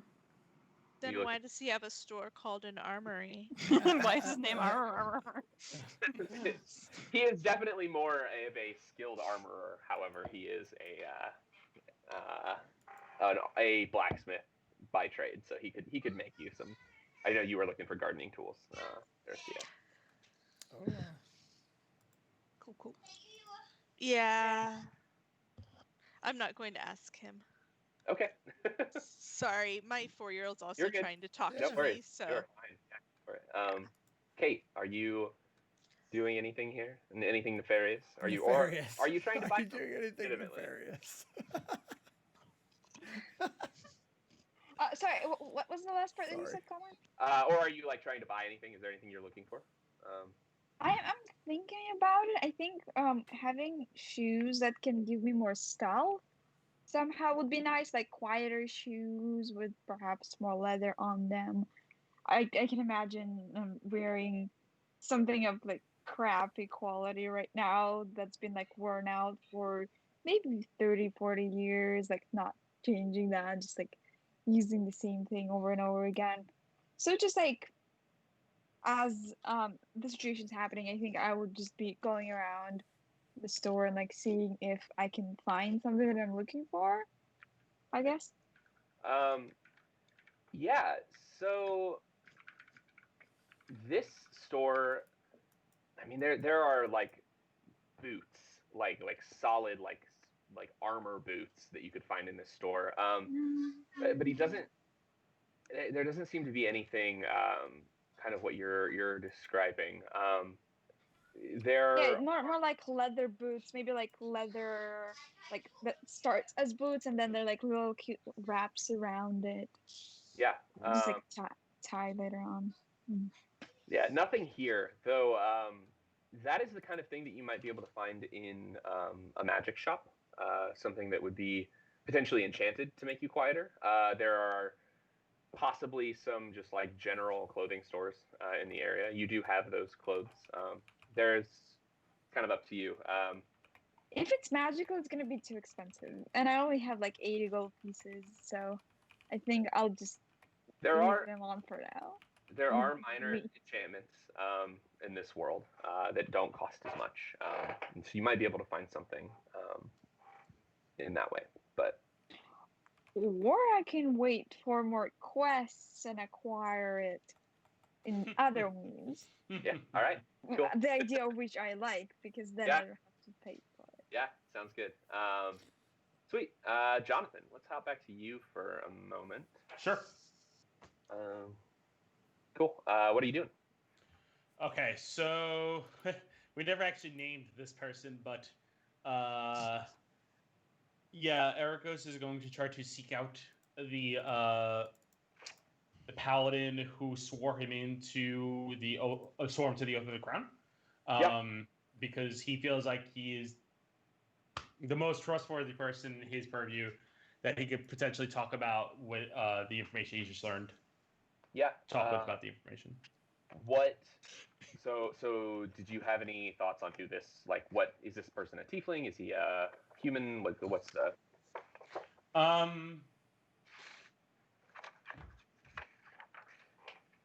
We could just go with human. We'll keep it Okay. simple. Cool. Easy enough.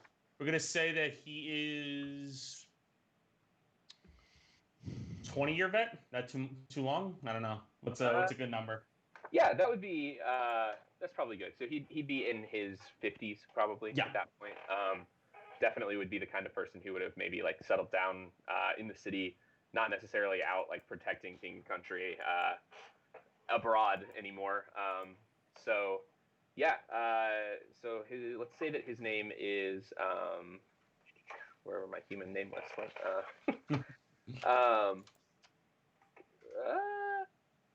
Fenton. Okay.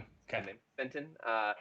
So yeah, you head back to the hall where you would have been confirmed. I guess I don't know what the right word for a paladin. Sworn in. Yes, I guess. where you made your oath to protect king and country, city, empire, and inside there are a number of paladins who are also bearing similar mark. The mark of the High King, which is a long broadsword, circumscribed with a golden crown. So silver broadsword, golden crown, and typically a gem in the hilt of the sword, kind of denoting rank. So you actually probably would have been given. You use a shield, yes. Yes. So you probably actually would have been given a shield upon your oath ceremony. Nothing special about it. Same stats as your old shield, but it would have this symbol on it. Yeah, you come in. I'm assuming you carry your shield with you, so we'll recognize you. You recognize people in this area. Many of them are the brothers in arms that you've sworn to. And you don't see Fenton anywhere near you, but you could look for him if you want or ask around. Yeah, I mean, who is around right now, I guess? Yeah, so there are a few humans, a couple dwarves, a couple people like that, just kind of wandering around. All of them seem to be paladins of your order. Okay, I mean, I guess I'll approach whichever one's closest to me. It doesn't seem like it's going to matter too much at this point. And I will greet them, and ask them if they have seen Fenton around anywhere, or know where he might be at this time. Yeah, cool. So as you approach, the closest person to you is a dwarf. He kind of gives you a quick little side eye for a second. Just before seeing your shield, he sees your horns. Yeah. And he kind of catches himself, right, recognizing that he is clearly belittling you and your station as a paladin of his order. And he says, "Ooh, well met, brother." Well met. Fenton, you said? Fenton. Yeah. Okay, Fenton. You said. Well, yes, he's. I believe he's back in the chapel area here. He was praying last I saw him. Okay.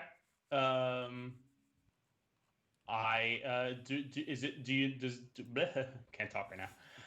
Do we know if it's okay to enter the chapel while in prayer? Yes, you are clear to go into this area. He may not observe you. I mean, it's kind of up to him and what he's in the middle of. But yeah, you can enter the chapel. I'll do that. Paladin of the order. Cool. Yeah, as you go in, this is a very ornate chapel. The Oath of the Crown kind of bestows upon you a lot of benefits because you are protecting the Empire, and the Empire is seen to be a large reflection of the gods. It's widely believed that the gods bestowed the Empire upon the Emperor. So you, as you walk in, there's a large stained glass window with the same symbol that you find on your shield. As well as the symbol of the five, kind of circumscribed in a pentagram on this large window.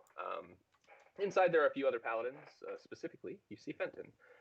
He is kneeled near the altar at the front, holding his sword, kind of head bowed, deeply in prayer. Ergos would probably actually wait to see if he finishes soon. He doesn't want to interrupt him while he is praying. Yeah. So he's just gonna take a seat in the back. Cool. Yeah. So you hang out. Yeah. As you sit there, you see Fenton kind of finish his thing, and he holds up a single hand as a palm to the altar in front of him, sheathes his sword, and turns around and notices you. Hey, Fenton, good to see you again. I have something I need to speak to you about, perhaps better talked about in private. Oh, yes. Well, yes. Let's go. Well, here, let's just head into the small retreat space. So he kind of leads you away for a little bit into a smaller area that's clearly just meant for like reflection and that kind of thing. Just kind of a private space.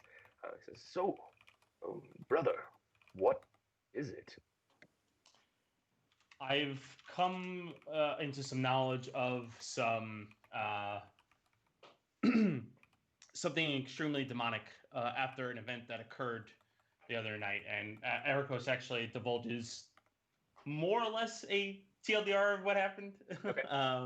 Because it's important, and he will actually show Fenton the brand on his back. So he like lifts up his armor, turns around, and shows him the brand, and he explains that Ericos explains that based on some research he just did, that this appears to be a mark associated with the Ifenmac demons, particularly Olmag, the demon prince of deception. This is not good, brother. We kind of considers for a moment. And he says, "From what you've told me, you've done everything you can do to resist this.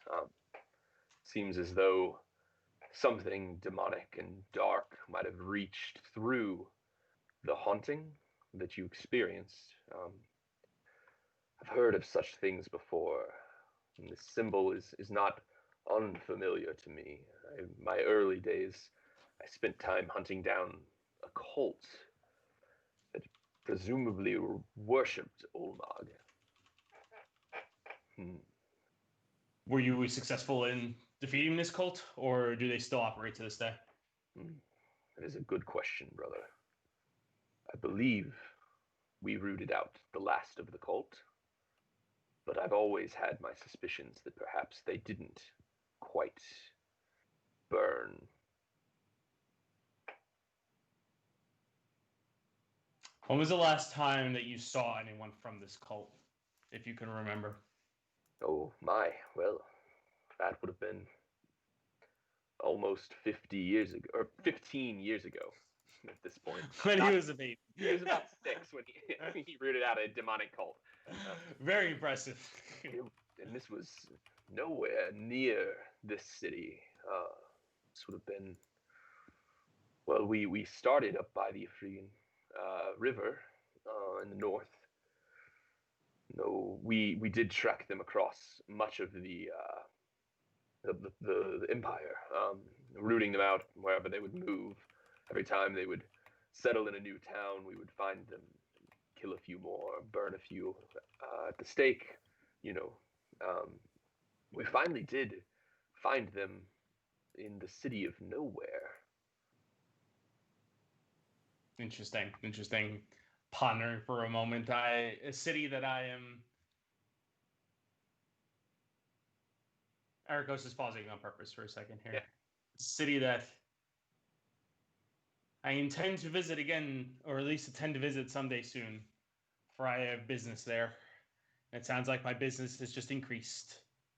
Yes, well, I wish you the best of luck, brother. Anything I can do to help, let me know. These cultists are quite a challenge, quite insidious. I'd like to consult with the others that I've been traveling with to see what they've been up to this day, and if they would be interested in assisting me in trying to track down more information on this. Yes, it would be good for you to take some assistance in this. The Order likely would not grant you any assistance. Well, I don't hold any prejudices against this sort of thing. It would not look good if a tiefling paladin recently sworn in were to show up with the brand of a demon, if you catch my drift. I understand.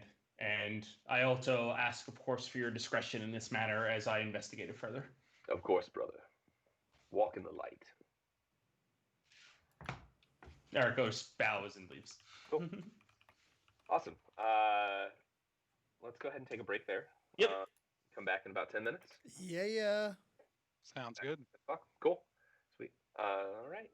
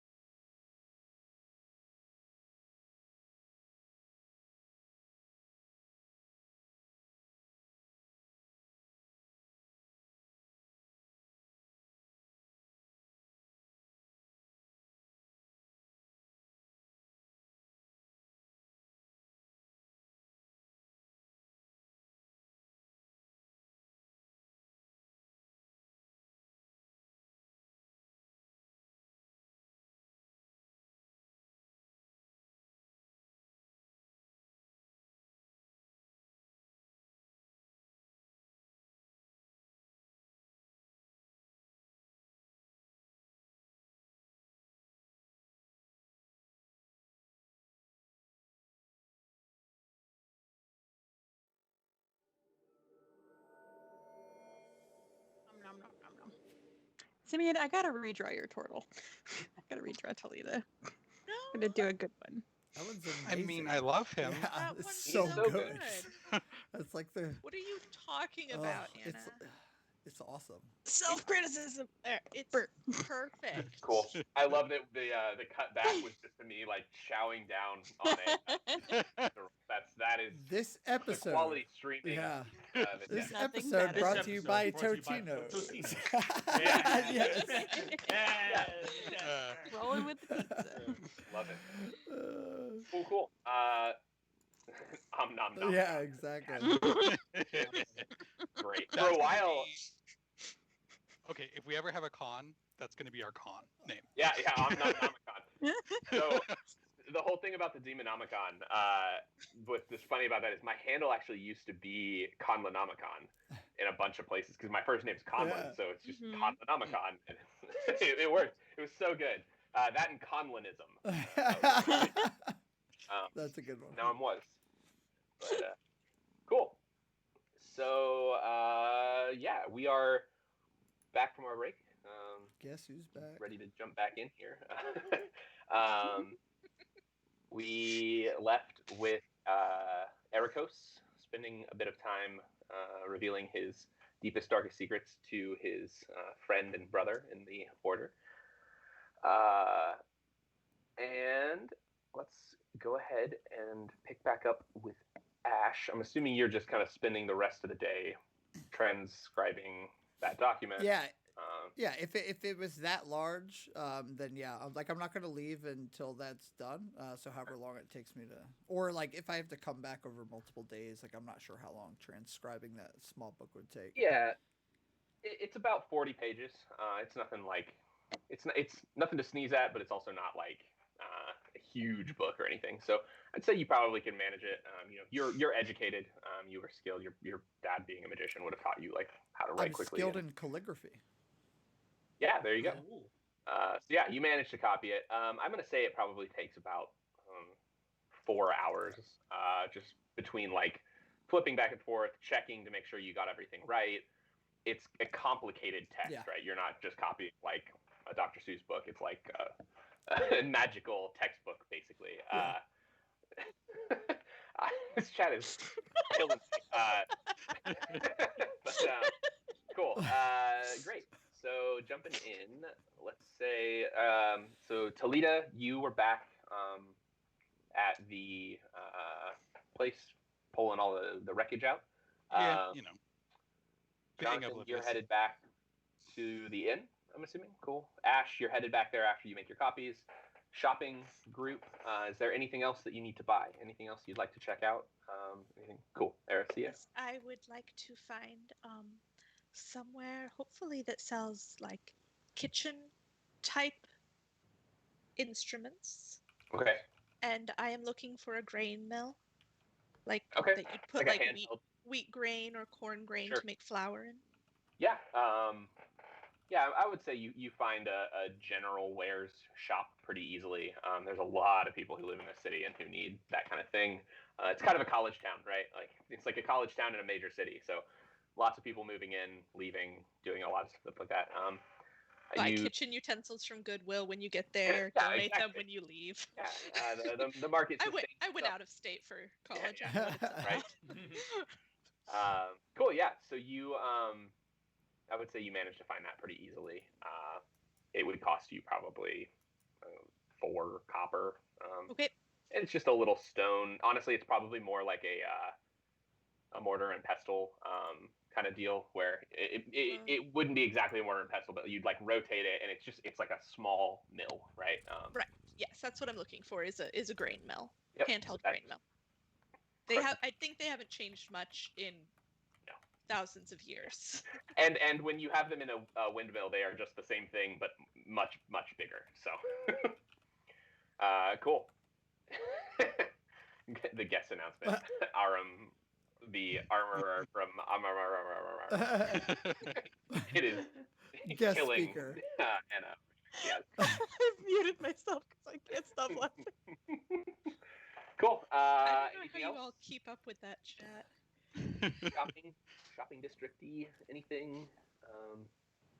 or are you all headed back to the? If when I'm headed back, and when I see Talita, do I you is it like catty corner to us, or is it down the road a ways? Would I It's down the see him street. putting You definitely would see putting this large wood pile on the like in the middle of the streets road? in the middle of the roads. Yeah. Okay. I see him down there, and I want to go and talk to Talita. Cool. Go for it. Sorry, Yeah. sorry. I almost started with "Hey, hun," so that's not what Erisea would say. Amazing. To Talita. That's what Emily would say to Simeon. Yeah. So I had to wait a second, take a step back, reframe. Characters. Excuse me, Talita. Yes. I was wondering, you make things, yes? Like your little robot? Yes, my automaton. That's automaton. All right. Yes, I was wondering if you might be able to make some small tools for me, like a small shovel, perhaps. I mean, sure. Do you want it to scorch the earth as it digs and make sure that it sanitizes, it's self-sanitizing and everything too?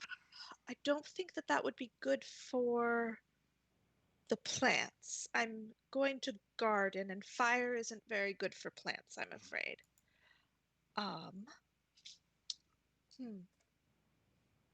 Yeah, suppose not. If it shot water, that would be helpful for plants. But it doesn't need to. It can just be a simple shovel, just a hand spade. I guess my hands are larger than a lot of people's here. But my hand? I grab her hand, just yank it towards me, and pull out a ruler and start taking measurements. Perfect. Just a spade, that would be lovely. Okay. Thank you so much. And I can pay for the work, of course. And any materials. Okay. One other question. Mm-hmm. Are you going to use all of that burned wood? I mean, no, I'm just getting it out of my way. Okay, so I can take some? Yeah, have it all. Okay, thank you very much. See you later.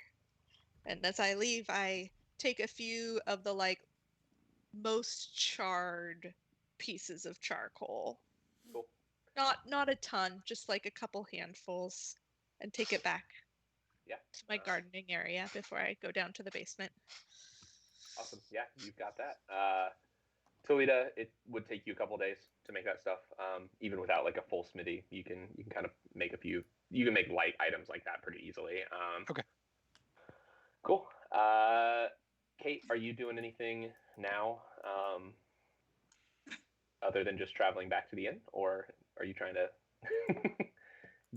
buy anything, look for anything else other than the shoes and that kind of thing?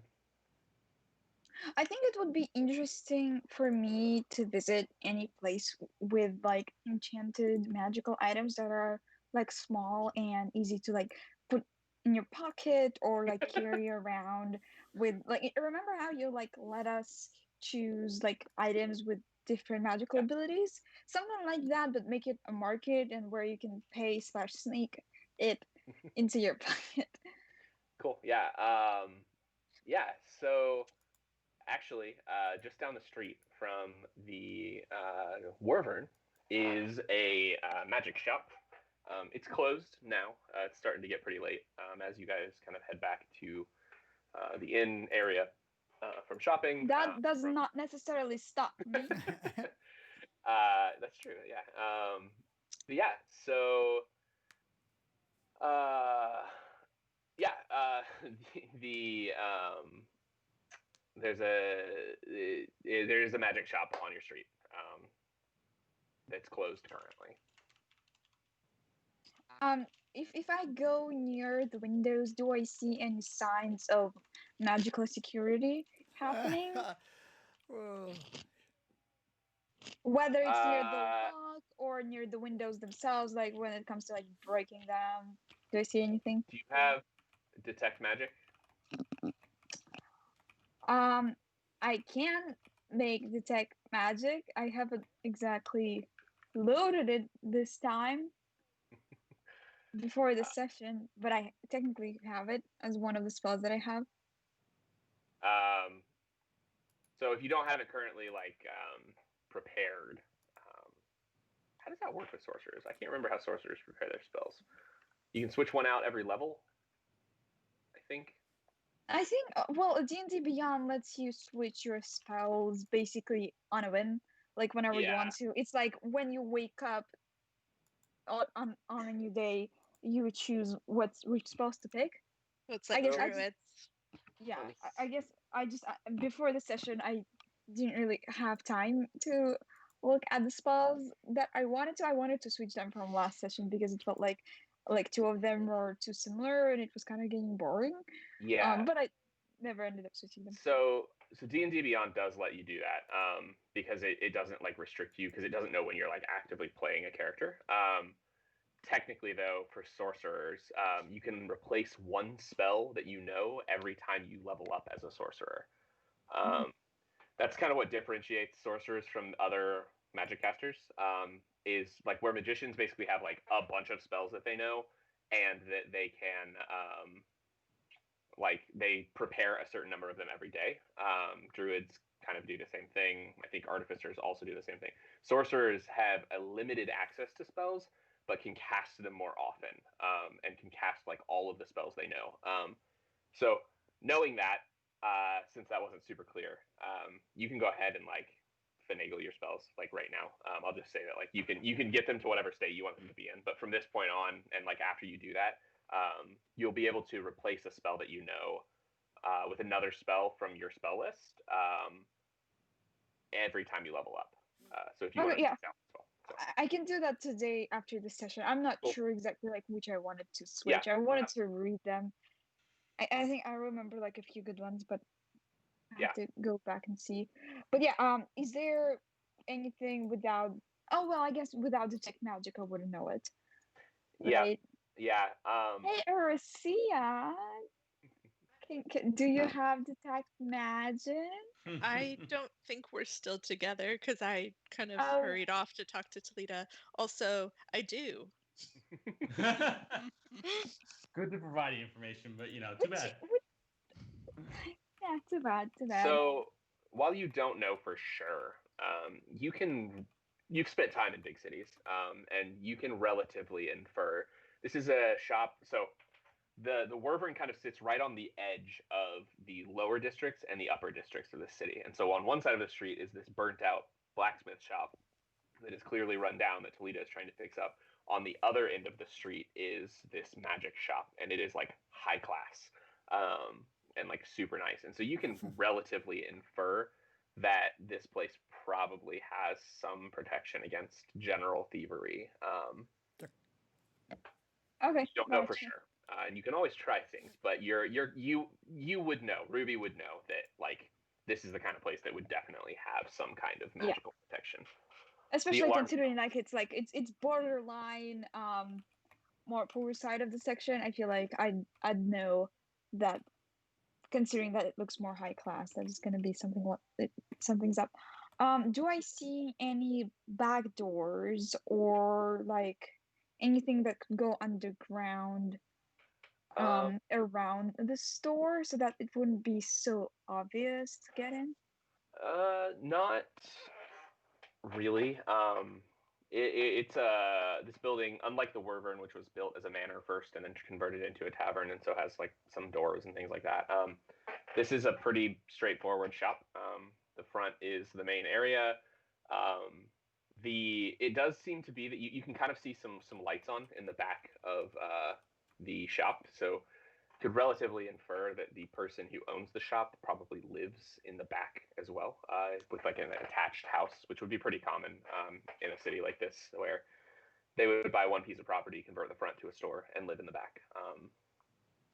So there's probably a back door, but it probably leads into like the residence area. Yeah, that's actually even worse. Yeah. I want to try climbing on the roof and see if I find anything there. Okay. Just out of curiosity. I mean, I definitely don't want to go to the back, but there might be like an entrance or something to the front, or like what are these things called? Like where when you have like a fire inside of the house and there's like a tube going outside, but it's The not fireplace, called a tube. the chimney. Like a fireplace. Chimney? Fire like escape. the Chimney? thing, the long Chimney. thing. Chimney. I have zero. Okay, I've never heard that word one. before, but sure. Yeah. Yeah. Yep. Like in Mary Yeah. Poppins, and they have the chimney sweeps. Yeah. Have you seen Mary Poppins? I don't know what sweeps means either. It's okay. It's okay. That's like okay. the problem. It's before our time It's for fine. We'll talk. Yeah. So you managed to get on top of the houses. On top. Well, actually, I'll make you make a like acrobatics check. I think. There is. Yeah, I want to do it just for yeah. fun. So yeah, go ahead and make me an acrobatics check. Let's go, Ruby. Or athletics, whichever one you want. I want to do acrobatics because it's +1 versus -1. Yeah. Wait, I got a B. What? I got a natural 20, so it's 21. Okay. You basically fly up there. Cool. Yeah. So I'm it's like actually, super cool ninja style, like do a backflip. Naruto while run also climbing. across the street it's first. really funny. I was reading about this today. There's actually this is not what I'm ever going to rule because it's way more fun to do nat 20s. Nat 20s don't matter on ability checks. Which is like in like D&D like core, they just don't count. Like you can still fail on a nat 20, which is funny because it's like the thing that everybody talks about, but sidebar there. So yeah, I don't like that rule. So yes, a nat 20, you do it with exceptional flair. You managed to scurry up pretty quickly. The roof isn't that tall. This is unlike many of the other buildings in the city, which go up multiple stories and are held together by magic. This area that you're in is relatively low. You managed to climb on top. It's a one-story building. There's not a lot there. There's not much on the roof. There is a chimney that kind of pokes out from the backside, back in the there's actually two chimneys, one in the more residential area and one in the front area. The one in the front area seems to be made of metal. The one in the back seems to be made of like stone. Now you say, wait. I'm just curious to see if I have any spells that can help. I can do like a minor illusion and do something fun with it, but okay, I'm not gonna cause any chaos today. Right now. And I'll just leave at that. I just did like a little investigation for future in case I need it as the reference. Scoping it out. Cool. That's all. A little look around. Yeah. Awesome. Yeah. Cool. So you head back to the inn. Cool. Yeah. All right. So yeah, you all kind of come back to the inn at various times throughout the night as you finish up the things that you're doing. As it starts. Just so very quick, I need to interrupt. I have to go bring something downstairs for yeah. who's coming back shortly. Yeah. Go. You're good. I definitely thought that he was talking about Ericos needing to go downstairs. And no, you're good. Same. So yeah, that you kind of all come back to the inn around the same time. You find each of you kind of rolling in, doing different things. Talita is kind of covered in soot and charcoal. That's, Ericia has like her seeds, things like that. Ash, you have your copy of the book. Ericos has different things that he's kind of copied and taken copies of. And you're all just hanging out. I'm assuming you still have some ale left over from the party you had a couple nights before. And yeah, what would you like to do? Is there cross stitch in this world? Yeah, sure. I have a book for this. Hold on.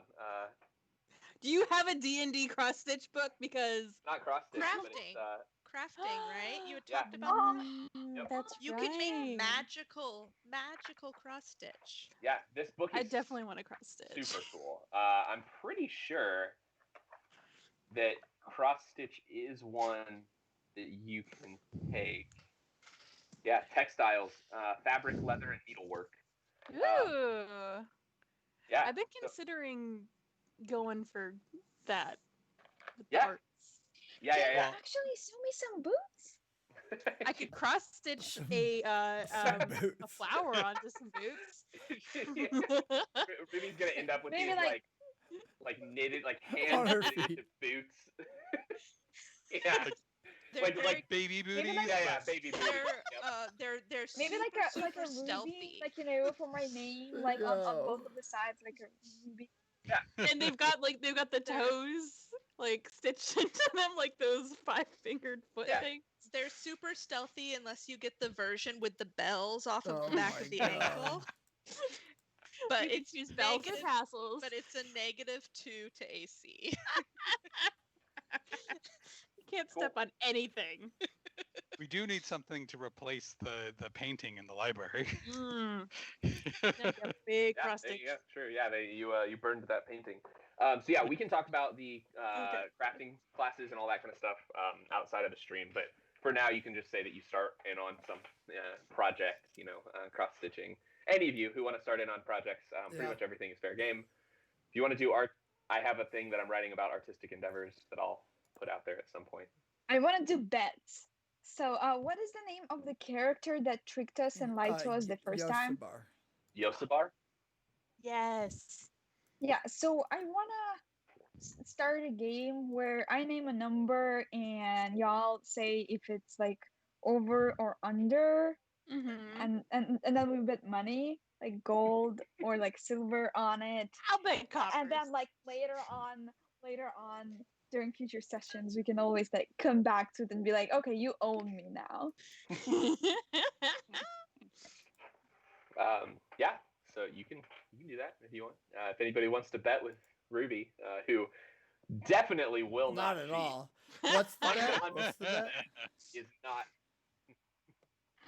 So I'm gonna say that I believe that he's gonna trick us at least 2 more times, or like lie to us, to our faces, to deceive us at least 2 more times in the next few months of us staying in this tavern, if we ever like gonna Yeah. talk to him again. Yeah, we'll just We're You know, so you can say either over 2 or times under. Okay, or okay. under 2 times. Well, it's definitely gonna be over. So I'm gonna let's start like 5 copper. So I'm gonna say that for 2 times 5 copper on my side. Okay. All right, 5 copper. I can part with for this.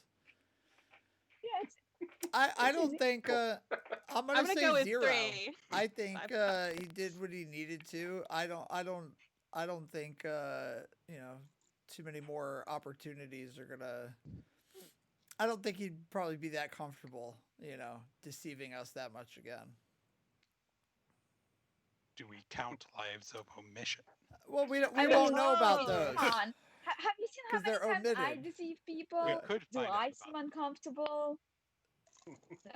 Like finding out halfway through the thing that, oh, there's a troll in this cave.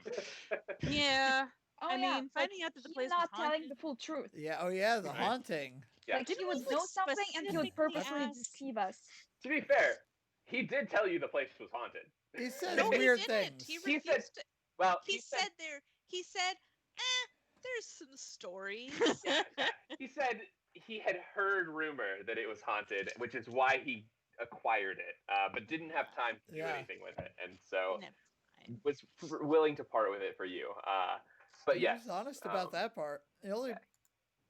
I still don't think it was that generous, to be honest, especially considering that it was Yeah. after all haunted. So Yeah. so I he mean, was if you wanted truthful, to but he tell the for wasn't. the truth, first okay. time. Okay. If we actually made a business out of it, like, oh, do you want to Oh, like Ruby's end making up business? dead, What I risk miss. your life, stay at this inn, like this cool like youngster inn with like Youngster ghosts inn. and like I don't know. So hip. It's It's haunted. and cursed. like ghosts and stuff. Yeah. We could the make a lot of hippest money out of haunted that, but town. now there's no ghost even. Like you The won't ghost was be trying to seeing kill your us. worst fears. But that was the fun. Like we could sell that. We could sell the fear of dying at the I end. mean, you still could, technically. I mean, All of the Rubik's fear, not none really of the gets that. danger. Eric's breathing into a paper bag. Wait, are we doing an escape room in the tavern? Is that what we're doing? Oh. Oh my god. I mean, yes. that's what we It had was. last episode. Please. That's true. Oh my god. we just So- abandon adventuring and set up an escape room, and then we host Oh. other parties on the stream to go to escape room house. Our viewers are like, what are they even up to? Right. We each are in charge of a room, and we host other D&D groups. Oh, hi. Colin, Oh, wait, okay. I bet. Okay. I first. I'm gonna say that mine is gonna be with like a bunch of people just like jumping out at you, or like a bunch of creatures jumping out of you and just like scaring the heck out You know, of you. So Of all I'm of the gonna ways that I thought I'm that gonna take that. Okay, other people will have to have other ideas for their rooms. Mine is this. of all the ways I thought this stream would end, PKs, actually beating the Yeah. campaign. I never anticipated Escape room starting business. a haunted house escape room. And the cool thing What? is, But it's we gonna be can the go on scariest. quests and trap some really scary stuff. Oh my god! Yeah, Collect we monsters! can collect That's monsters like a and Pokemon make Go, like the collect best them all, haunted catch house. them all. At this point, we might as well just bring it on the road, because We should have a bingo card for this. Who had D&D devolving into Pokemon on their list? yes. This is gonna be the best There house. we go. I love this idea, Conlon. So what you missed, Jonathan? Not much. Please. Y'all are back at the tavern. Ruby No, is I making, want to hear about the Pokemon. yeah. Ruby is making bets that you will be lied to again by Yosabar. Kurt he thinks Yosabar is going to be completely honest from here on out. Kate, I think, said Like the 2 times. next three. Yeah, the I next said 3 it's gonna months, be you 2 said? times, so you can bet either below or above. And it's 5 copper if you're gonna be betting. Yo, I It's from the can't. bone hole. I can't. Oh, The bone hole. so bad. So wrong. It really is. Oh God, Eric goes to slowly walk back out. He's like, nope. Yo. What if you can bet? Ugh. How about that? I'm not gonna participate in this. No more holes for me.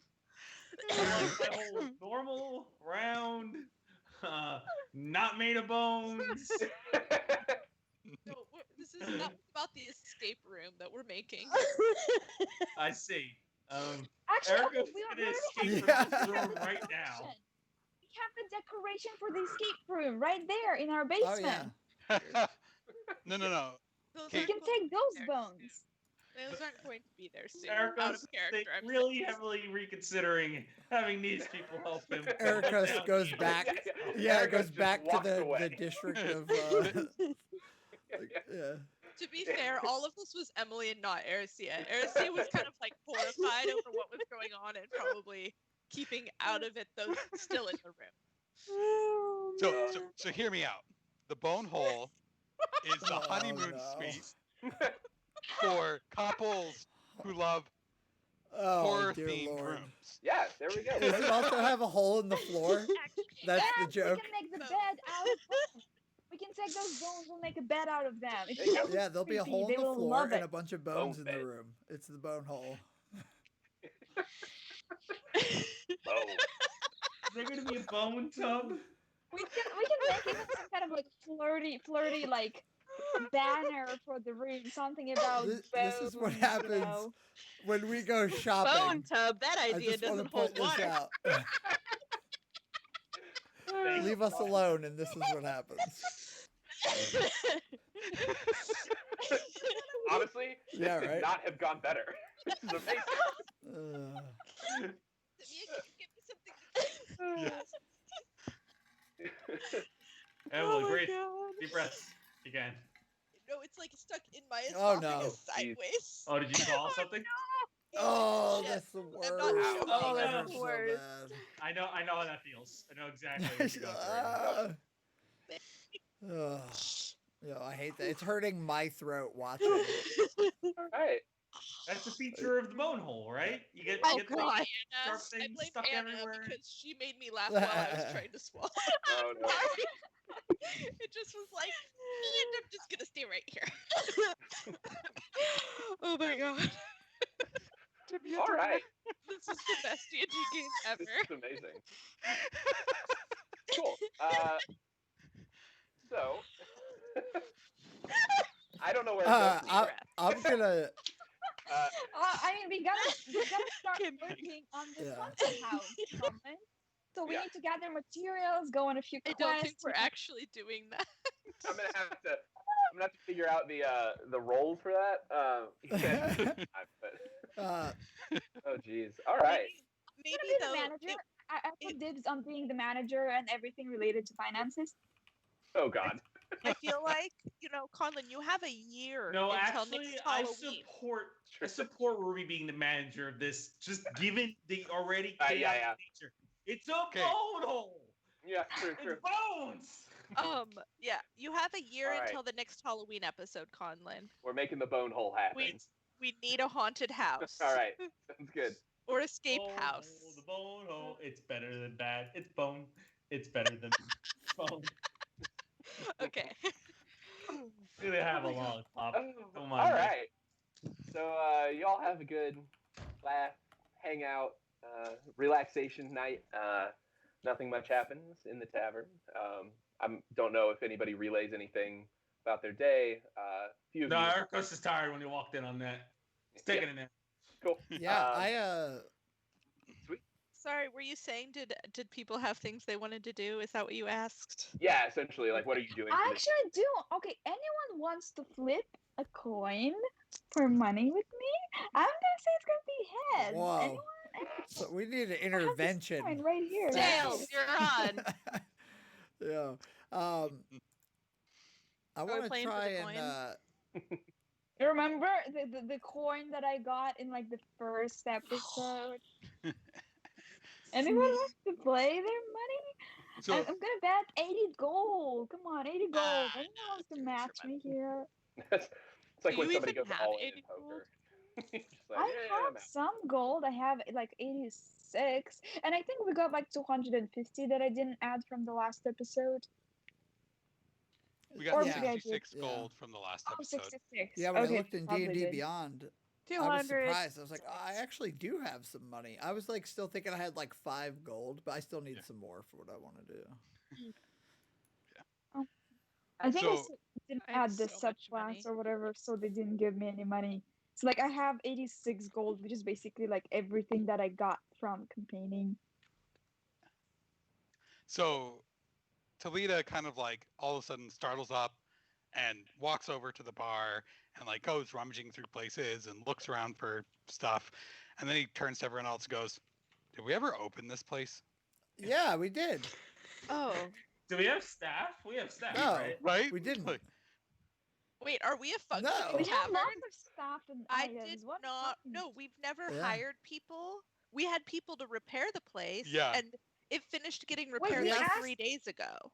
we Yeah, asked him. asked yeah. him to give us people to We start did. working He- at the place until did. it's making money. But then you all, but he said he would Right. recommend some people to repair it, and he would recommend people to hire. And then you all were like, no, we're not going to trust the people that he recommends. We right. want to That make is our true. own thing. Oh yeah. So we have not hired people. We do Oh. not have supplies. The kitchen is not stocked. There is no Wait, beer what here. have we been eating? Have we been like eating out this whole time? I mean, I cast Goodberry every morning for myself, and I'm glad to share. Talita's just I'll chomping take on some half random. of a Half of a berry. berry. No, Goodberry, I have 10 every day. You can have a whole one. It nourishes you for the So day, and it generous. restores. It nourishes you for 24 hours, and it restores one Whoa. hit point. Oh. Good Berry is one of those spells that you like read and you're just like, why? This is So that you don't have to spend money on rations I completely understand like or why. kill but alligators. it is such a like OP spell for the level that it is. It's absurd, but I digress. I love the spell. Don't get me wrong. It's just kind of hilarious to me. That, But it's not battle OP, so It's not, yeah, which is why. like if I take it, that's one fewer battle spell that I can have prepared. Yeah, very true. That's a good point. Yeah. Ericos is probably going to insist on being involved in the interviewing of just about everybody that might work here. He's he's got vested interest in it. Yeah. Yeah, I don't think he'll like any of the people that I would pick, so I'm just gonna stay there, just like not say anything. Yeah. So you can take some time, get to know some of the local guilds. See, you basically would just need to find some people to supply you with various things like ales and things like that. Probably some amount of investment up front. And yeah, you could definitely get this place up and running, and it would generate money for you. Did we end up getting any sort of like mugs or plates or anything like that? Not yet. Wait, So- another question. How many rooms do we have? Because it seems like all of the rooms that we have are occupied by us. We So don't how? have Yeah, to we're be just a an inn, bar. we can just be a bar to hang out in. Yeah, we don't necessarily have to, Ain't no one staying overnight. Yeah. except for the basement. The one room. The Mine. one room is the bone hole. Mine. The bone hole. We have an attic for desperate All folk. bones belong Yes, to me. there is an attic. Commission a new attic? bar sign. We can decorate an attic and like make it a romantic Oh my dinner. God. I think that we found the name of our The bone tavern, hole? guys. Wait, what? I mean, look, if It's you're gonna the name it the bone bone hole, it has to be a brothel. Yo, are we really about to name our What? tavern I the didn't hear Bone that. Hole? A brothel. Okay, no, hear me out. Okay, the B0NE hole. So like bone, but spelled through a zero. I got you. Hey, the logic is really hard to argue against. But the slash is an actual, like, cartoony femur. Oh my dear lord. Oh. Oh God. By the way, if this is a brothel, Ericos is out. He's just Yeah, like, nope, yeah. nope. Oh no, it's I- not a I have- brothel, I- and I'm What gonna if go what if stay like in the our street. sign has like a a skull and crossbones on it? It's a watering hole and it's the Bone Hole. He would appreciate the call back to his history, but he would also be like, no, this is like. Actually, here's the thing. No, he wouldn't be that aggressive, Erica. So no, he was like, no, absolutely not. This is not happening. so full disclosure, those bones are not going to be there for very long. Yeah. I am going to be grinding them up. Oh for my yeah, coffee. yeah, for sure. Look, Using the food mill We that I can chilled get on. more bones, So we aren't going to have a bone hole. We'll We're just just kill going to have people. We We'll bring you bring bones. more bones. We gonna go to Deadlands or whatever. Talita and has bring more already bones. strapped corpses to his back. I don't think he would mind doing it once or twice more. Yeah. Yeah. hmm I just wanted to say that the hole isn't going to be full of bones Yeah. really soon. All right, we'll I keep just it the haven't roleplayed wyvern that. for now, but I still vote the Bone Hole. It's a great name. That's what I'm gonna call I it. love it. Cool. Yeah. So, you can spend the next couple days if you want trying to find people to man this place. Basically, For bones or no? they do not get paid in bones. No, I mean, are we trying to find people to kill them and to Oh. like make them bones and put them in the bone hole, or like? I don't want bones in the hole. No bones in my hole case. This is a don't no worry, bone. Ericos is with you. No bones in this hole. No bones. This is no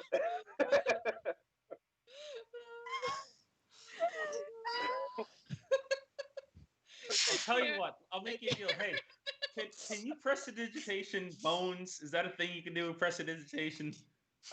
No, minor illusion. You could make bones. I have minor illusion. There you and I go. can, Whenever You you can't need really bones. touch I- them, but You can. I can make a prestidigitation whole bone- bar with bones with minor illusion, probably. Or I can get like I also have another spell that's like basically a better version, like a more cooler, more realistic version of minor illusion. Can also do that, and then it will seem like it's just filled with bones. Like you open the door, it's just bones, like everywhere. Ericos is very much contemplating just walking back over to the Paladin Hall and be like, folks, I need I some have art. some I unisex need help. backup. Yeah. This one I need backup on. So I guess the night passed. I didn't get to say it before, but I would have painted a picture of the shade on like a smaller sheet of parchment, not really like a canvas, but I have like a whole list of them that I take as part of my battle master training, which is like knowing your enemy. So anytime I fight a new enemy or come across creatures, I draw them and then write down like all the stats information that I can remember about them.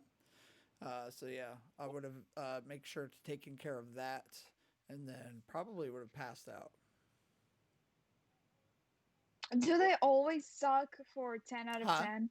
Oh yeah, they're All of them? not great. Mhm. The drawings. Oh no, I mean like for the statistics, do you always put like a field? Oh. Do they suck and like always like 10 out Yeah, of 10? yeah, absolutely. No, or like died easy, Great. died hard, things like that. The important stats like took many slashes. Took their Yeah, meds in the morning, did exactly. important stuff, Yeah. we all know. Cool. Yeah. So yep, you do that. No worries. Trying to see. I didn't know if that was like a thing that I needed to record anywhere. Are you thinking about the bone hole? I saw a good amount of calcium. Yeah, good amount of calcium. That's good. Cool. Yeah. So yeah, you spend the night in the tavern. You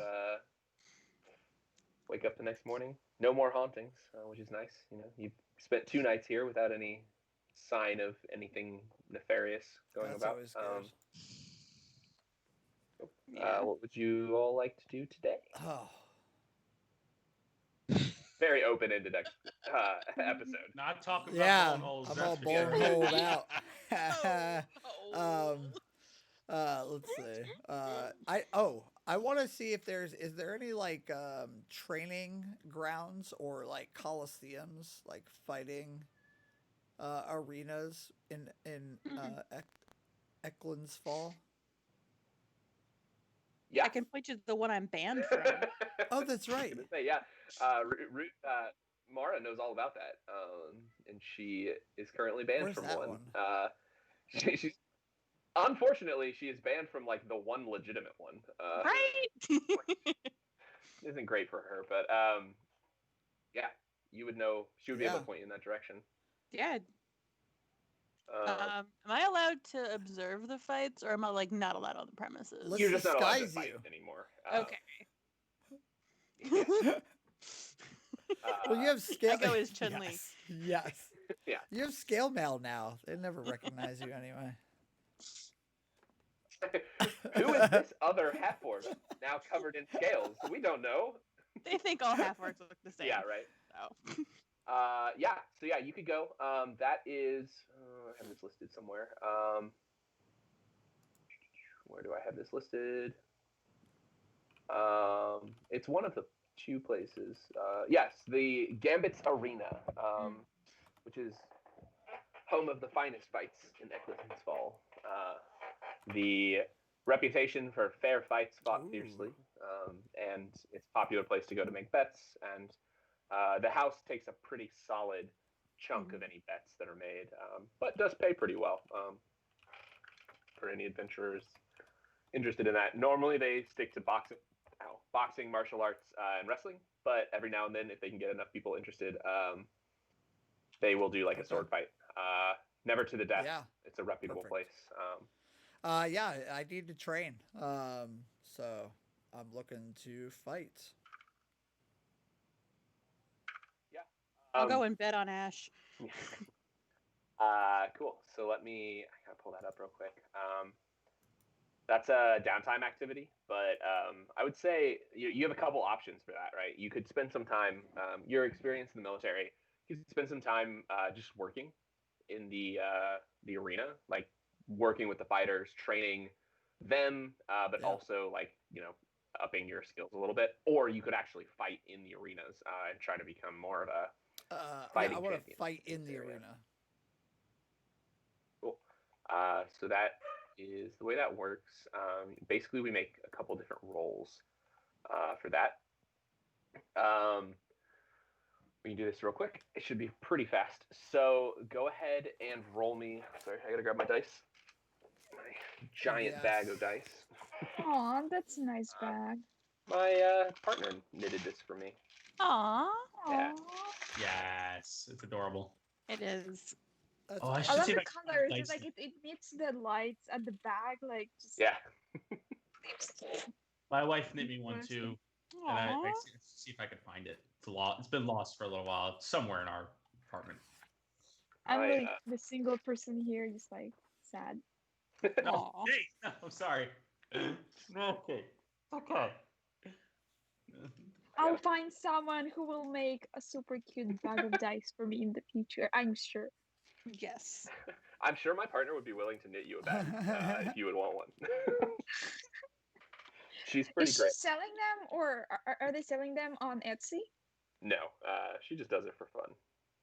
Mm. I am missing. I mean, I could see a really profitable business, and I'm not just saying that as a Ruby. As Ruby, yeah, yeah. No, she does really good stuff. I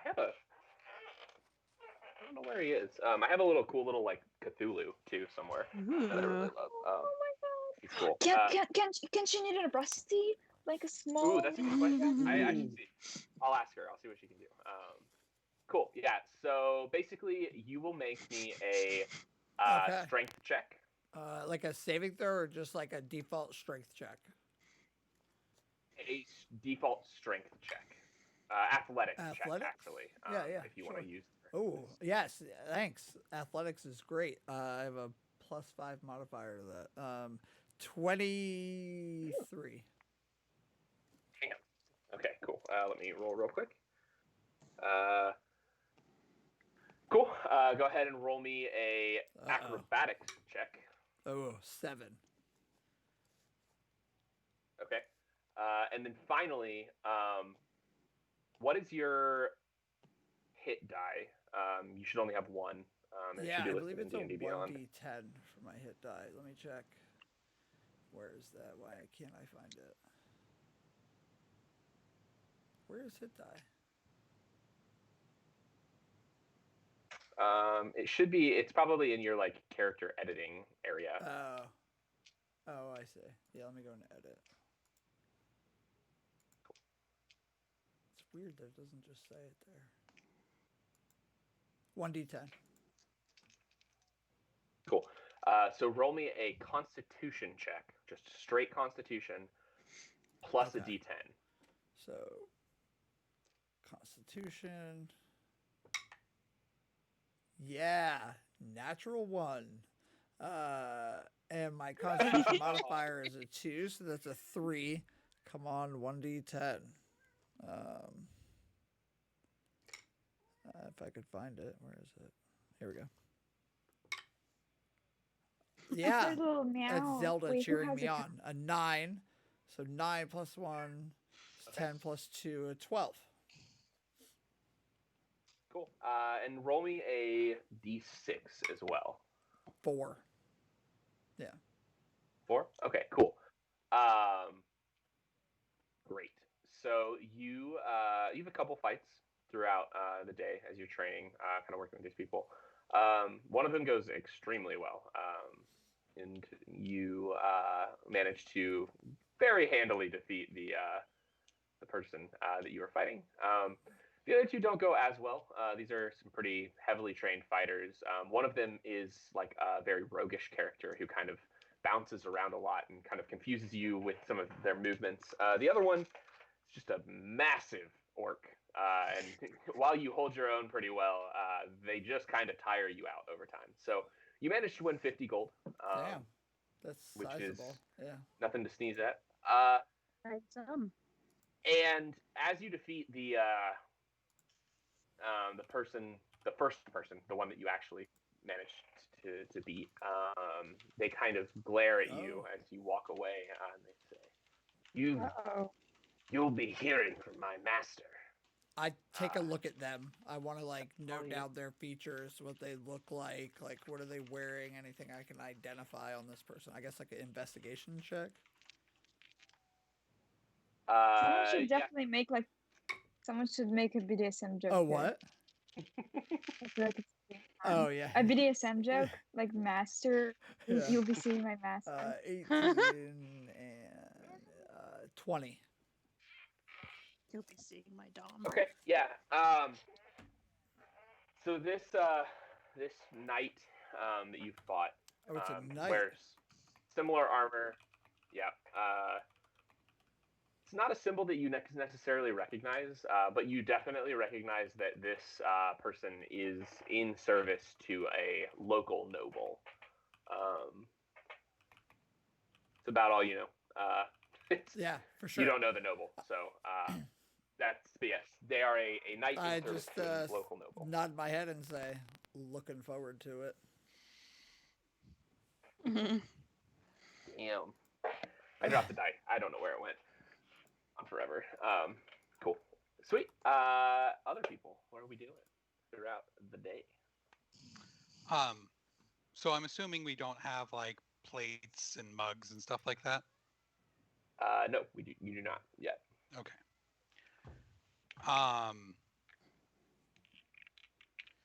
Toledo's gonna go scrounge through the blacksmith area for metal and see what he can like melt down and maybe make mugs out of, and cool.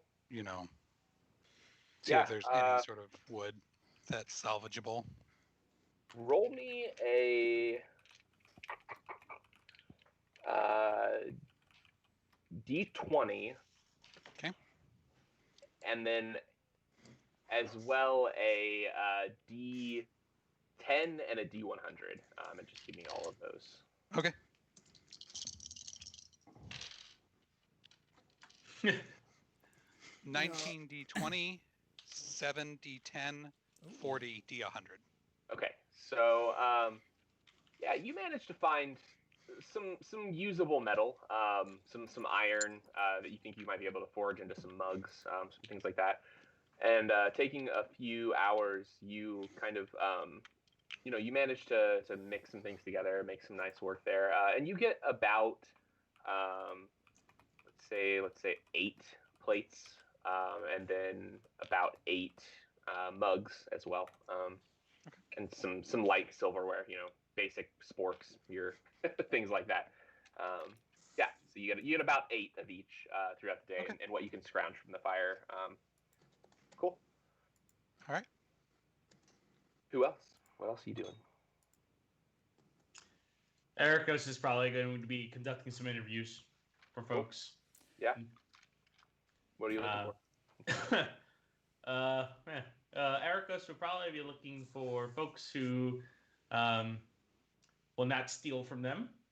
So not and me. Will not just be drinking on the job all day. Not all day. Only half the day. So yeah. Yeah, so while you... we can provide, like, free drinks after your shift kind of perks to people. I mean, that's since we probably don't have, like, medical insurance or anything, so, like free drinks on the house. Yeah, there was no medical insurance. Actually, is there medical insurance? Yeah. Half the job of a bartender is getting drunk with the clientele, right? Like, that's... When a client comes up to you and says, let me buy you a shot, you don't say no.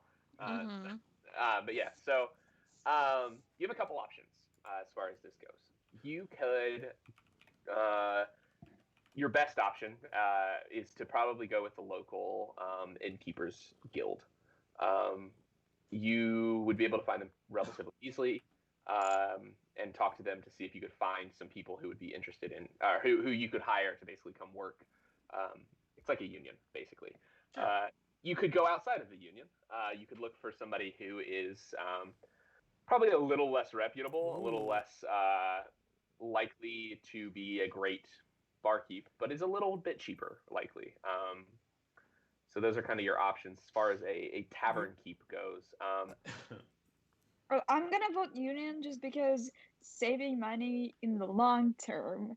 So if we get somebody who's like a bit more expensive but will be a better bartender, it would mean that we make and generate more money and get more clients, and we have more like clients that visit us often because they like the personnel.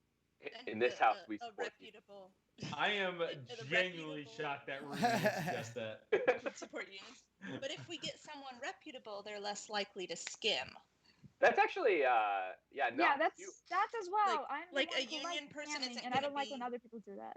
A Yeah. union person isn't going to be, giving free drinks to his friends, probably. Hopefully. Yes. And 'Cause he has Ruby to- actually, Keep his space, his place. I would say that's actually very well within Ruby's alignment and backstory, kind of to know that you don't skimp out on good help. Fair enough. That's true, actually. You I'm want not, a I'm good not giving enough community so credit to that you that. can get more cash. Yeah. Mhm. But yeah, so cool. Yeah, so you're gonna go with the Innkeepers Guild. Yeah. Great. Yeah, you managed to find their headquarters. It's in the Artisan District. There's a good amount of space there that can be rented out for shop fronts or guilds or things like that. Entering, you meet a elven man who is just kind of behind a counter. There isn't really anyone else in here. There are a few ledgers that kind of line the back wall. It's a very small room, clearly just like the guild headquarters, but obviously not very many people need to come in here very often. So, Okay. I mean, who would I speak to about this, I guess? Yeah. So as you walk in, the elf has his hands kind of like, interlaced and placed on the desk, and he says, "Hello, how may I help you?" Hi. I am seeking out some help for a bar that I run. Interesting. Looking to hire from the union, preferably.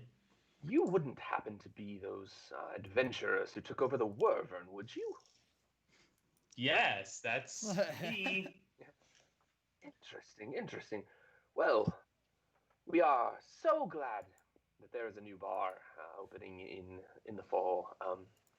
This is the area that bar is in has been long in need of good service. I would love to help you out here. So what are you Excellent. looking for? Well, we are in search of help that can be reliable, punctual, trustworthy, and would make for great conversation with our patrons. Great. Yes. Well, the guild has many barkeep who might be able to help you. I would say your best bet for finding and retaining good help would be to join the guild yourselves. It would be a small fee on top of the pay that you would pay towards your barkeep, but we would be able to supply you with relief help if ever needed.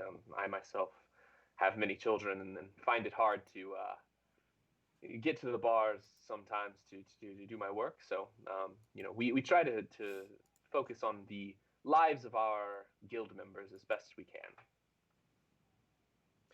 Aside, is there any information that I would be able to use or draw upon to just determine? I want to determine that there's no fine print that could mess with us, I guess. Yeah. So go ahead and roll me a perception check, I guess, just to kind of read this fellow. 10. 10? Okay. As far as you can tell, he's pretty legit. And you would know, having been to this area before, like this Innkeepers Guild, it's the one Innkeepers Guild of the town, is very reputable. The people that they work with, they They aren't the cheapest option. Mhm. Being the only one really in town, they kind of have a monopoly on that side of things. But overall, they are a pretty good organization. Okay. So Are we joining the HOA? kind of. Okay. Can you explain to me what these fees look like? Oh yes. Let me look at this, and he kind of turns around and pulls out a small ledger that he sets on the table in front of you, and he says, as soon as I pull up the expenses sheet, he says, "Now look, we're looking at the guild membership for a single bar runs about 2 gold pieces per 10-day." Or fortnight, actually. Sorry, that is the wrong measurement. I pulled these charts from a place that has their weeks are 5 days, and ours are 7. So he says, yes, about 2 gold pieces per fortnight for your dues, and likely somewhere around 10 gold pieces per fortnight for your help. 1 second.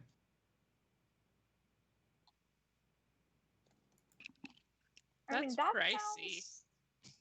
sounds very expensive considering All right, sorry about that. Just had to talk to. everything. I don't know.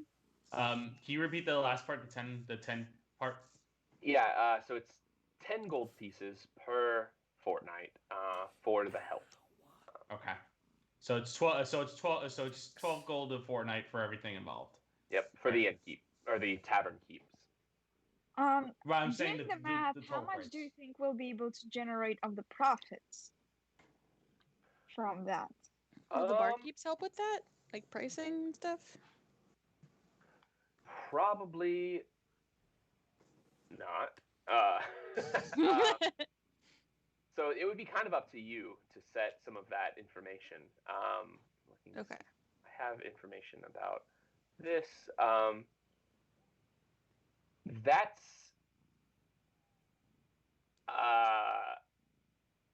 not. You would make money. That's not too exorbitant. If you have a functioning bar in the area that you're in, that's Like, what percentage would you say of the profits would we need to pay? Like if we make 100 gold, 12 gold of that doesn't sound like a big deal. If we make 20 gold, 12 gold out of that sounds like a huge deal. I you know? can negotiate this probably. But like a pint is like 3 copper. Like, how much are we going to be? We're not going to be making that much gold, right? Yeah, so like we might even Especially go if into we don't have a like kitchen. into negative. That's what I'm afraid of. That it's not gonna be even 20 versus 12, like 20, and we have to give away 12. It's gonna be like 5, and we also have to pay on top of that. And if it's not profitable like right away, the only way we can make it profitable is by making really high prices, which most likely drive away customers. So, Well, how long is the fortnight? Okay. in that regard, if it's gonna, if we're not gonna make too much gold from that, I think it's better to go with the cheaper staff after all. Like, we don't want to go into negative with the profits. Like, we don't want to be paying for the tavern with our You adventures. go into the negative. We want to 10 come gold, back and like a extra. fortnight is what, like a month? Oh, 2 weeks. 14 days. 2 weeks. 2 weeks. I was thinking it was 14 a month. days. Yeah. Yeah. Half a month. No. Oh, I was thinking it was a week. Well, No, it's 2 weeks. 2 weeks. Yeah, it's a little weird in this world because Right. a month is 24 days. Okay. Yes. So it's a little less, or it's a little more than half a month. There's 28 That days, breakdown right, doesn't in a work month? super well. Oh, 24. 24, I think. Pretty sure there's 20. No, I think I thought it was like an 28, even 4 weeks. wasn't it? I thought so. Let me look. Could be wrong. We get a 7-day week minus 4. 24 days in a month. Yeah. 24. Okay. So 12 days. So yeah, it's not even. a It's fortnight, not Yes. solid block. Okay. Yeah. So actually, well, a fortnight is 2 2 weeks. 2 weeks. 14 days total. If it's 7-day weeks. But I'm gonna, given that the calendar is 12, divisible by 12, I'll roll that back and say it's not a fortnight. It's a Yeah. Bi-monthly. yeah. So bi-monthly. an idea that I have is go around the existing bars around the town and either win the information or pay for the private information of how much net money they receive like every fortnight so that we would know how to compare it. I mean, we can always like calculate, like take into calculation like the area that they're in and like how established they are, for how many years they've been there, but we can like approximately at least see the answer of whether we'll be profiting after paying the 12 gold to the union or not. So I can tell you a little metagamey. The rules for running a business in this game are fairly lenient towards you actually running a successful business. Basically, the way that it works, you roll a d20, or sorry, a d100, and add the number of days through which you are running the business. That dictates kind of what happens throughout that time period. There are 3 instances. One is you pay time and a half. So like your bar doesn't do very well, you pay double what your maintenance fees are. One is you pay just full cost. One is you pay half cost. And then there are 4 more that are you even out, you don't pay anything, which is like the average roll. And then it's you earn profit 3 different ways with like 3 different amounts. 1d6 times 5, 2d8 times 5, and 3d10 times 5.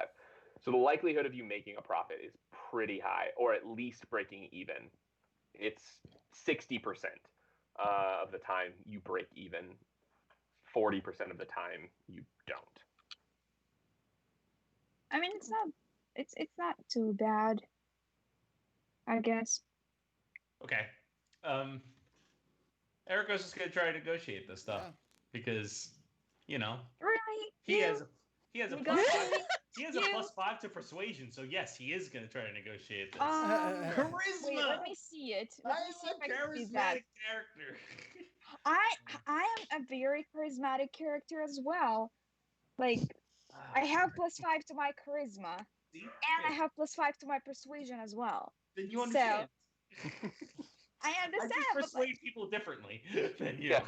Ericos is Okay, like, okay. what would the god? I'll give someone who's as good as me, but with different methods, room for doing There it is. this. And maybe I'll learn a trick or two, because you've probably been learning a few things from me as the campaign have been going on. Okay.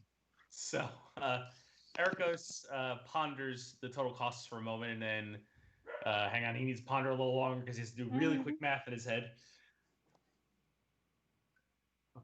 Okay. No. Shit. Damn it. I did the math wrong. Okay. So I take it that there might be potentially some room for negotiation here. Perhaps if I said that if I were today to give you 1 month's total of all total fees in exchange for lowering our total fees by 3 gold a fortnight. He kind of runs the math. Go ahead and roll me persuasion. Okay. Do you want me to give you the result? Yeah. 18. 18? Okay. He kind of ponders for a second. Well, the guild has been quite excited that someone would be moving into that old space. That side of town could really use some place for the folk who want to drink there. I think the best I could do would be 2 gold off. We could get that down to 10 gold pieces per 12 day. Agreeable. Great. That's where I wanted to get to. Yeah. You're good. You're good. I pay up and like I reach out because you're taller than me and like touch you on the head. Wait, you're here? Thank you. I'm Just selfish. turns around. What? She just pops out. You just have to take your hand onto her face and just. Cool. Cool. We're signing. Cool. Yeah. So he says, in addition, and sorry, I should have said this a little before. This is my bad. He says there is a small fee for guild membership up front, but that is a one-time fee, and it shouldn't be too much of a problem.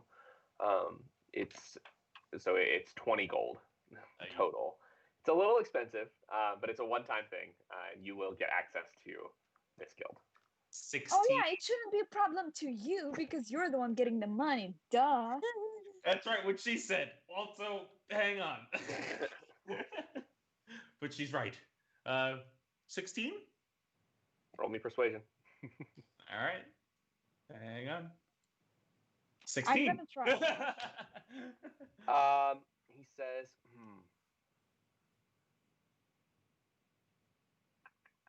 let's say I just rolled 18 for persuasion, so I'm just gonna like pop in and say I think 16 is a very reasonable number considering that you did say you really want to sit down, and in the future we might start paying you like a bit more as our business becomes more famous and we get more customers. So it's a very reasonable price to right now accept the 16. well, all right, very well. It would be, well, we can do 16 for your guild fees. That would be 26 gold up front, and I will get you listed in the ledger, and we will get an innkeeper to you as soon as possible. We won't start your payments until you are ready to open up and you have the innkeeper ready. Please just let us know when you are ready to begin. I'm waiting for a high five here. Come on. No, I know. I was about to say, no, I'm going to. I was gonna make the scene. I was gonna be cool about it. So like after we signed all the paperwork, I kind of motioned towards the door so that Ruby and I can leave, and then as we're walking out, I just stick my hand down.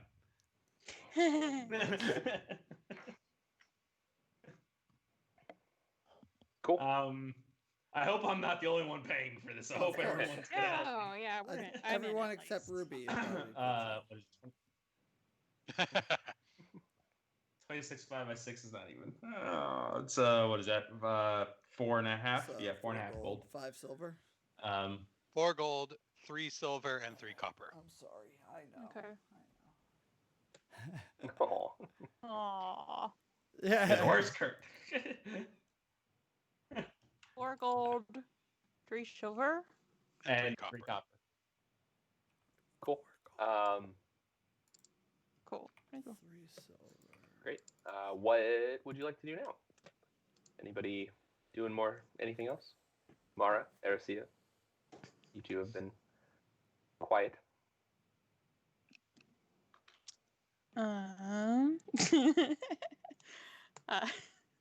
Is it still the bones? Are you laughing about the bones? Yes, I am. You know me too well. I can't let it go for some reason. Like I don't think it's that funny, but Because for it's some reason, hilarious. it's just like it's so meta and like such an inner joke at this point that it makes it like extra funny. No, I'm just sitting here thinking like I'm gonna go commission a sign, but I'm not gonna do that. I think I'm good for now.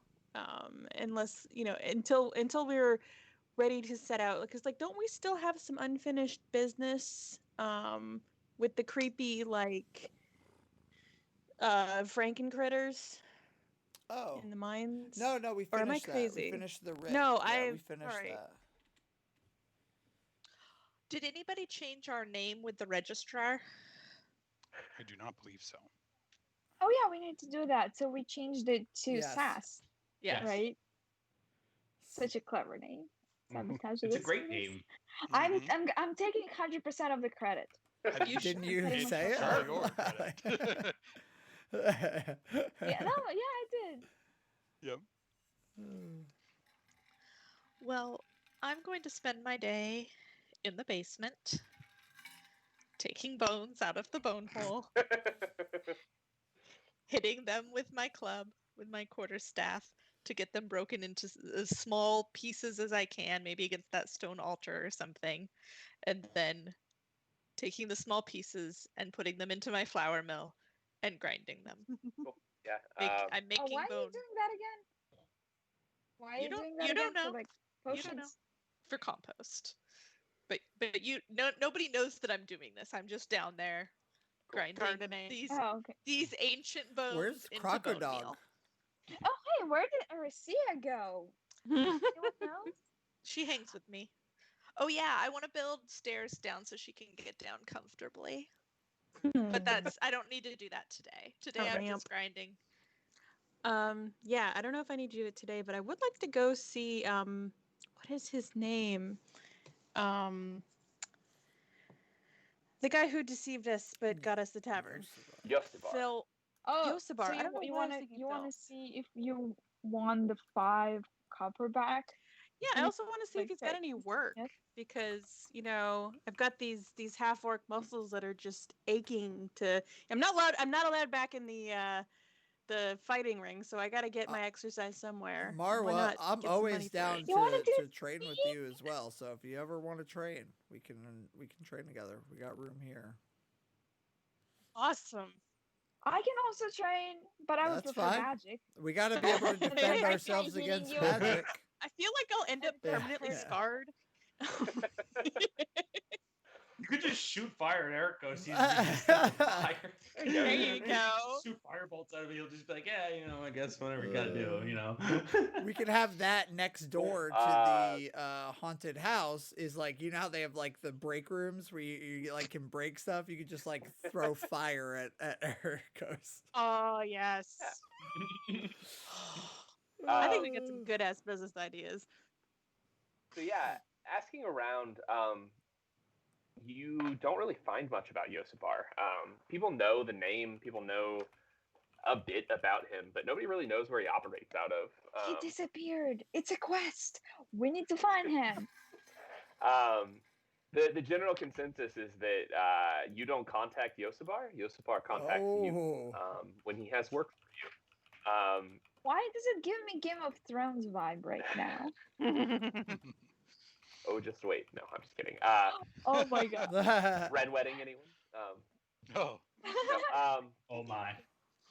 We have the wine, right? So there you go. we have half of what we need. Cool. I have 10 vials of poison. Wow. All There you right. go. And You we do got have a lot of poison. Like shockingly an amount Yeah, of poison. I a should lot not of allow. poison. Really, really like strong, fast-acting poison too. Yep. Aren't you glad I'm the one who Yep. thought to take that? Yeah. Aren't you glad I'm the one who's Oh my cooking? goodness. Oh no, I'm not the cook. You're the gardener. Right. Cool. Who's gonna learn how to cook? Sorry. No, you're good. So yeah, you find out a little bit of information about Yosibar, but not a lot. I guess we could head to the colleges or somewhere else where we could pick up some work. Like we could head down to the Colleges? docks. I don't know. Mara's see if we just itching can- for it. Yeah. Yeah. So we're gonna like mess this guy up when we find him. Good. What consensus was reached while I wasn't here about this gentleman? I think they're just looking for work. We were Okay. just when you weren't there, when you weren't here, we were betting on how many more times he's going to lie to us. I see. Okay. So we're okay. now He just did not lie curious. to us actively. We're we're- not like planning on beating him up. We just Okay. they bet. money Well, on it. I mean, That's all. Okay. with Yosibar, you never know what's going to happen. True. I Yeah. mean, we really got distracted, and so I never got to say if I bet money or not, just for the That's true. record. Yeah. Sorry, we did. Yeah. Would you like me? Oh, can- we can kind of got retcon that carried in? away. Yeah. Bone hole. Oh. The bone hole. Yeah. So, where's work? in this. So there is work to be found at the docks and at the colleges. The dock work is much more physically demanding. It's a lot of just like lifting and moving things. The college work, there's a few options. There's some physically demanding stuff. There's also some you could spend time copying and scribing for some of the scholars who are. Sounds too honest. Anything busy. that has us fighting there is magical creatures or wild beasts. Oh, that sounds like Witcher, and that sounds like fun. Nothing Yeah. easy. No, there's not a lot of information. Things seem relatively quiet right now. Okay. There is work to be done on the docks and at the colleges. There we go. I found the thing. I'll go lift heavy things. I mean, if there's no trouble, we can always create trouble and fight the trouble ourselves, Ooh. and thus we can like So start the what cycle you're of saying entertainment. is we create the problems and then get the jobs to solve our own problems. Okay. Yep. And we get paid for creating the problems, essentially. I like this. that idea. That's Creating what we're doing. opportunity. We're creating our own market.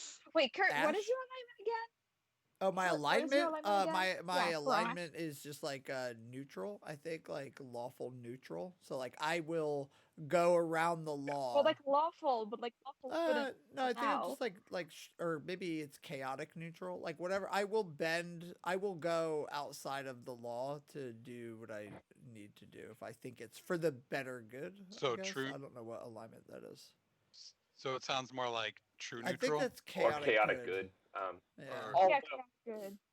I fun fact, really Me hate. too. I really Yeah. hate the alignment system. I think you know your characters. Don't worry about their alignments too much. Yeah. If there's something that seems Just- out of yeah. character, Yeah. From Ash's background, he's in the military. Sometimes you get Yeah. orders, and those orders are bad, and you got to do what you got to do to keep your team alive. And he bends the rules if he has to. yeah. So you can manage to find some work. It would be for the week, or that typically a contract would be for the week, and we can roll that at some point. You also still have some Yeah. of the magic items to potentially get identified. Mm. Have yeah, I think that's about all the information. I'm trying to think. I'm looking at my We also wanted to sell something. I remember The they had a few jewels. items for sale. yeah, And you had the- tools and things to We should sell. find like a fence, like a not a fence because it's not illegal. Yeah, Like a kind of pawn like a pawn shop? shop, like I don't know, a trader. What would this? What would we call this person? A merchant. Merchant. Yeah. Yeah. Yeah. Someone who merches? A mercher of things. I like it. And now segue into a merch plug. Yeah. Stop by Functions and Dragons store. Mercher of Don't things. Yeah, forget don't to forget like to and grab your subscribe. Bonehole T-shirt from the shop. Yeah. Bone hole. Aren't these bonehole t-shirts great? Who's gonna be the one going on the commercials? Right. Yeah. So, yeah, you would be pretty easy. It would be pretty easy for you to find a place to sell these items, these gems and artwork pieces. It's a pretty good market for that kind of thing in the city. I think I listed the amount of gold that they were worth at some point, but it is. Let me see. I've got this pulled up. 500 silver total for the sale of these things. Whoa. You can divide them. That's whoa. 500 divided by 6. Oh my god.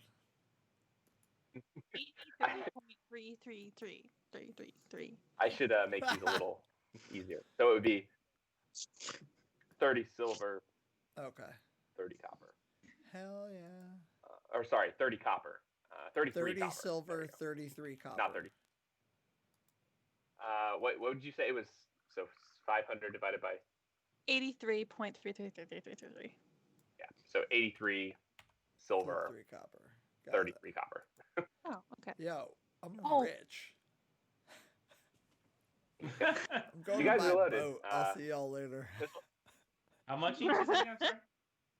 How much is what? How much for this stuff? What did we say was? 83 silver, 33 copper. Did we ever subtract of the you. amount of money that it would cost for innkeeper? How much was that per person? We did 4 that. gold, That's right. 3 We did silver, that, 3 didn't copper. Yep. Yeah. I was thinking maybe like I don't know, that feels like complicated for us to each split it. Why don't I just lend the money for the first amount and then I'll just get paid back like when we start earning. And then we don't have to worry about like that first part getting split back up to everybody.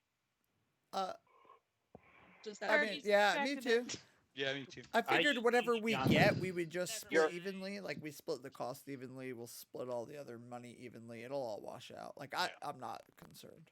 And yeah, and the money we get would go Right. to operations first, and then Yeah. Right. Yeah.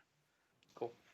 I'm just thinking like every No. week we don't need to like split the money and then each give Oh, the, I see what like you're saying. 3 No, yeah. for So no, yeah, we would normally subtract first and then split after. the way that the business rolls work, you don't ever do both. You either subtract an amount or gain an amount, or do nothing. It's just neutral. There's neutral too. So you don't have to continually pay these costs. You just you either Got cover it. them or you don't cover them, basically. So it's pretty simple. That's fair. Cool. So how much do we subtract for the thing and how much do we gain? I'm very confused now. You lost 4 gold, 3 3 silver, copper, yep. and 3 And copper. that's for the for the dues And and for the then- innkeeper month. And then we And I think I said the last thing wrong, actually. I think it's 83 silver and 3 copper, okay. not 33 Yeah. copper. And that is for the stuff that's Artwork and gems that you found. Okay, so sorry, Mhm. 83 silver. Yep, and 3 copper a piece. Woohoo! Matt.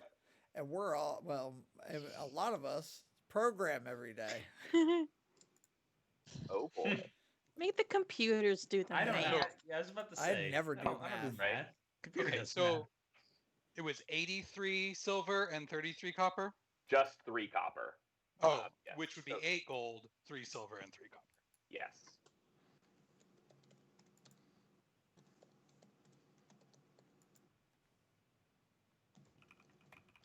All right. Okay. So, well, we've done that. We still need to identify our magical items, correct? We have not done that. Should Yeah. we do that? Should we find a magic shop? Oh, We should yeah, we find should a find magicer. a Yeah. magicer of things, so that we can figure out what this is. And I'm holding a handful of stones. Um, Are Yeah. those the stones that I Oh identified? wait, you did identify them. Never mind. yes, you did. So I'm holding identify something those. else that we don't know Okay. what it is. The clothes. The clothes and the bags right. are the things that you need to get identified. Yeah, let's go find a magic shop. Let's see. Let's look around the Cool. city. Oh, there was one that was closed that Ruby was going to break into. we don't know but that. didn't. That was right next to us. Yeah. Oh, burp. Oh yeah. Well, you I don't know, might I might have. have been with her. I wasn't. Yeah. All right. So I'm gonna go. I mean, yeah, we might see if Yeah, that shop let's is do it. open. It is. Woo! It is open. Hey. Hey, Woot woot. we all leveled up. So yeah, We found the um, magic shop. All right. Yeah. So yeah, it's only a little bit a ways from your tavern and home, just down the street, on the nicer side of town. The house, or no, sorry, not the house. The shop is painted an iridescent purple, and shines brightly, pretty much no matter what time of day. Very, very bright and very pearlescent.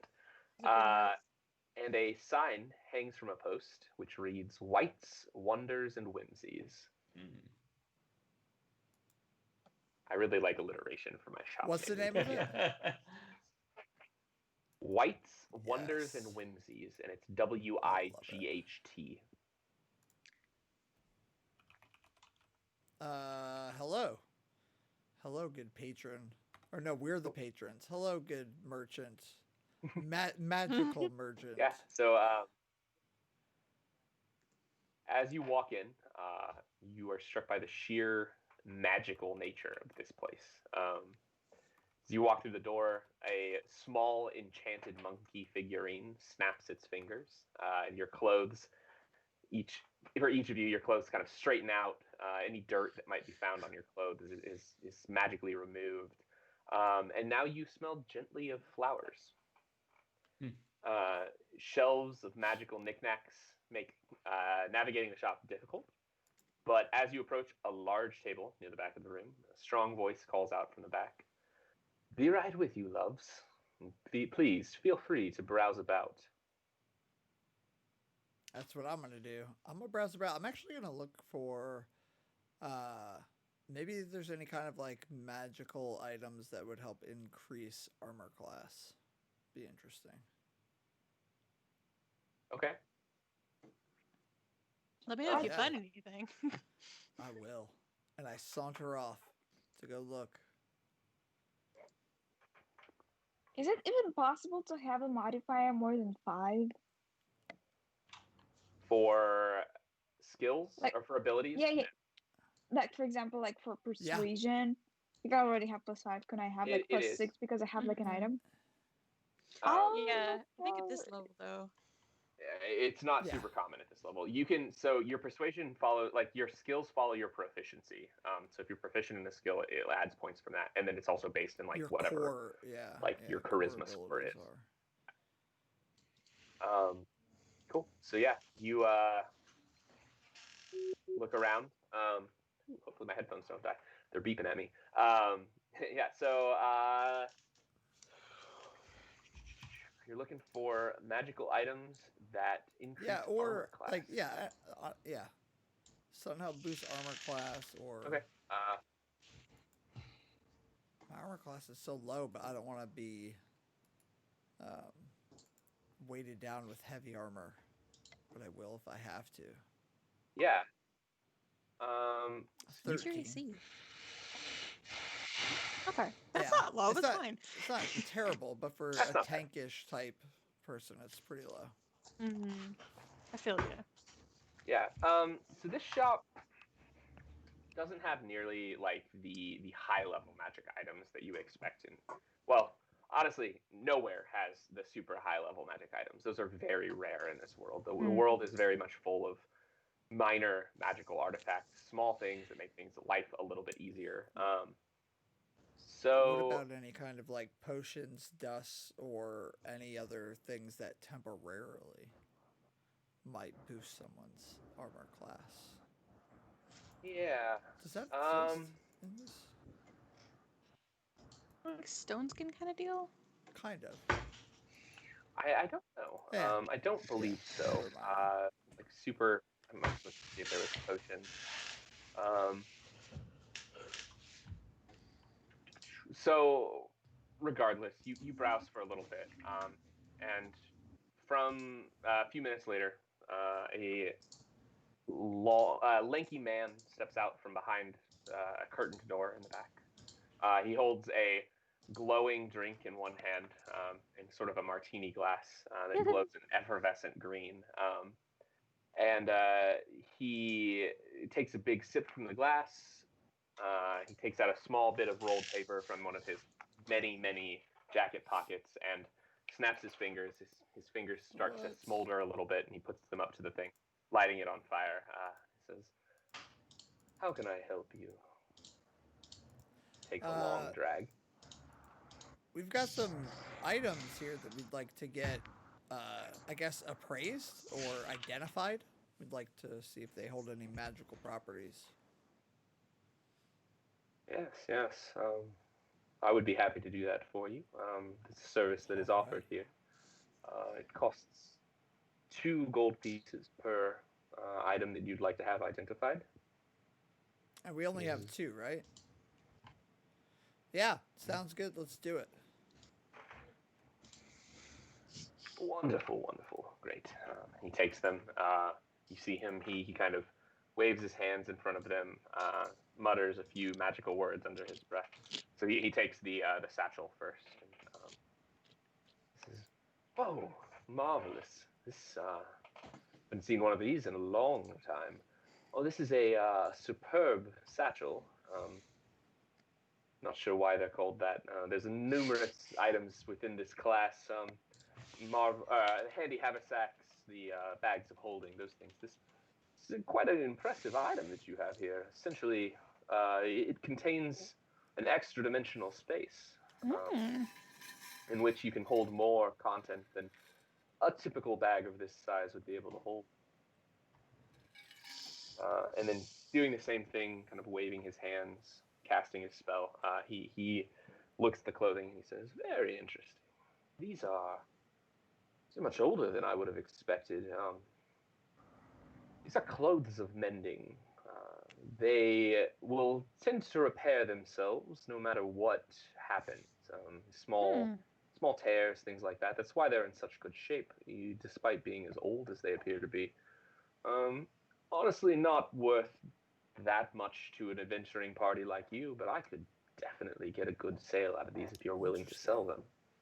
I mean, I've got no use for them. Sounds like, I mean, it does sound like whenever somebody says this, I feel like it's more valuable than they're telling us. Like whenever someone's just about saying, "Oh, it's not valuable to you, but I could sell it," well, it probably means it could be very much valuable to us. We just don't know it yet, and they might not be telling us. Yeah, like, is the enchantment in the structure of the clothes, or is it in the fabric? Like, we could reuse the fabric for something. Would it mend I'm itself? not Well, there. no, it's like only a couple inches apart. If you ripped it apart, that'd be it for it, huh? Yeah.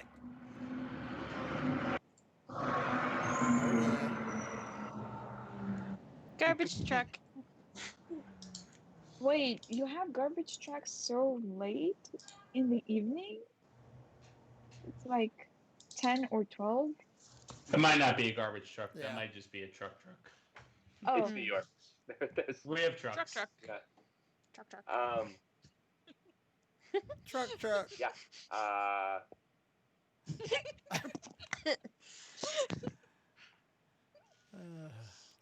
Okay. So, Well, would you like I to mean, do I say we sell them. Like, I don't, I don't want to go. Yeah, I'm not I'm very not attached, but I also won't hold you back. Like, honestly, I've got very little skin in this game. If you sell it, I'll just take my share. If you want to, like, figure out if it's some awesome thing, I'm cool to wait. It's no rush. What do we do? What do you want to do, Ruby? You seem apprehensive. I think okay. I think I'm gonna agree with you after all. I guess the thing that we need to decide is for like what is the percentage of a share that we'll have to give back, right? Share we have to give back to who? For the mended clothes? Yeah, because like they're gonna be selling it, and they want the percentage of the pay of like whatever the price will be. Yeah, I imagine just he would wants to buy it buy off it us off us. directly and then try and sell it at a slightly higher price to somebody else. That could be more risky, but okay. I mean, The that risk sounds is for him. fine. Yeah, we get I paid guess. immediately, so we'd be okay. I mean, yeah, we get paid immediately, but we don't get paid as much as if he was paid in percentage from the price that he sells it for. You know what I mean? Yeah, So, like, if we wait a bit and we have a deal that we don't get the money up front, but get like percentage of the sale, like let's say like 60% goes to us, like 40% goes to him, we might in the long because he'll term be get more money. motivated. It's true. It's like how much I guess it's like how much effort do we want to put in versus how much is our time worth, essentially. I mean, we're not doing anything right now. We don't have like any dungeons to It's visit. actually a good We're point. killing time. Literally, like this session is all about like being chill. So I think time is not We've too got valuable. time. we got We do plenty have of time, but time. speaking of time, in Probably real good. life, non-meta time, I do only have like a little bit longer. It's getting close to midnight here. Yeah. Well, sure. Cool. So with that, if you want to sell these, the way it would work would be that you would just, I mean, unless you want to try to convince him to do some other kind of deal, he would offer you a price for this item, and then you could make a persuasion check, and depending on what you roll, would be the price that he would offer in the long run. I mean, sure. Yeah, let's do that. Cool. So yeah, go ahead. Make me a persuasion check. Wait, you said that he's gonna tell a price and we're gonna Well, counter offer. Yeah, so that's like the in game, like I guess you can so the price that he would give you originally would be 75 gold. Okay. Oh, let me see. So persuasion. So I rolled 17 plus 5 is 22.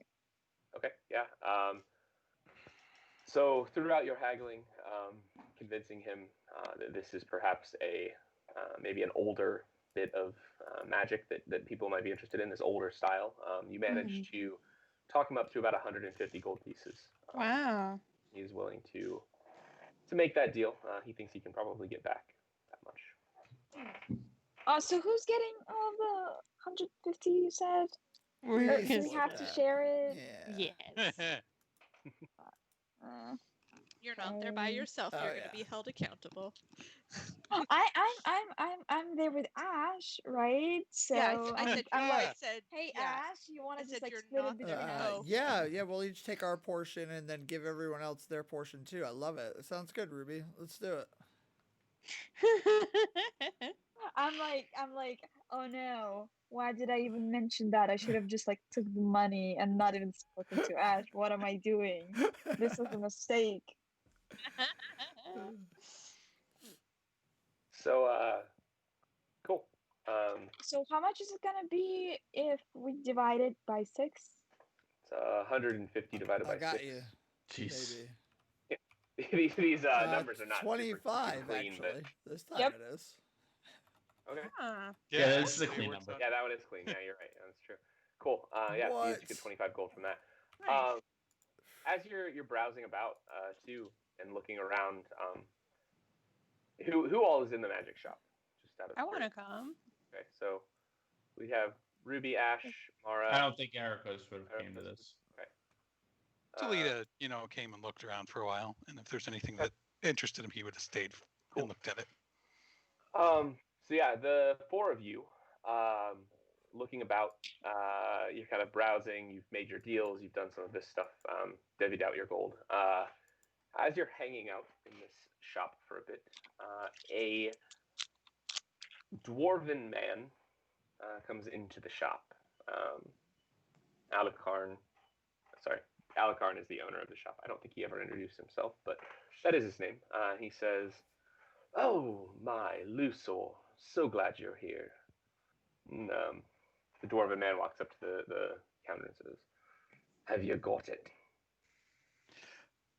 Alucard says, "Well, yes, this is quite a doozy. If I do say so, I would love to know where you found this." Luthor says, "Well, that's for me to know and you to not know." Well, can you tell me what it does? And he kind of looks around. Perhaps in the back. Alucard kind of says, "Well, I suppose if you'd like to come back here, I can show you what it is, how it works, and perhaps we can figure out an arrangement. I'd love to buy this from you." And so they leave and head back into the back of the shop. Does Talita overhear this? Yeah, you all over here. He follows. Okay. Wait, Emily, you mentioned there's a spell where you can turn people into like air or whatever, or like smoke. Not yet. Not yet. Yeah. Also, Okay. I'm just in the basement. Yeah. That's right. I forgot. But like, I'm just like technically, I was curious because I remember you mentioned Yeah, that being I think it's 6th level I get that spell, and I'll be able to turn you into a vapor, essentially. For That's 10 gonna be That sounds nice. So you can like just Okay. go so through dangerous. the keyhole. That's so cool. Although it will be so Yeah. hard to persuade Oh, you to do you it, got a though. social Like, engineer. There's a stranded There's the cat on the other difficulty. side. There's a something something. Yeah. oh yeah, Yeah. you're lawful good. It would be so easy to gotcha. I'm neutral good, but yeah. But I'm also like naive schoolgirl. So So, yeah, Talita, as you walk back there, Alucard kind of turns to you and says, "Oh, my dear Tortle, I believe this is a private conversation. I would be happy to discuss anything that you'd like to discuss in private afterwards, but if you don't mind, I would very much like to talk to my dear friend Luthor here. Well, alone." proceed. I just want to look at the thing. I mean, it doesn't. Go ahead. I won't even listen. So as you look, laying on one of the tables is what appears to be an alabaster mask. Doesn't look like anything too special. Seems to be made out of some stone material, carved from stone.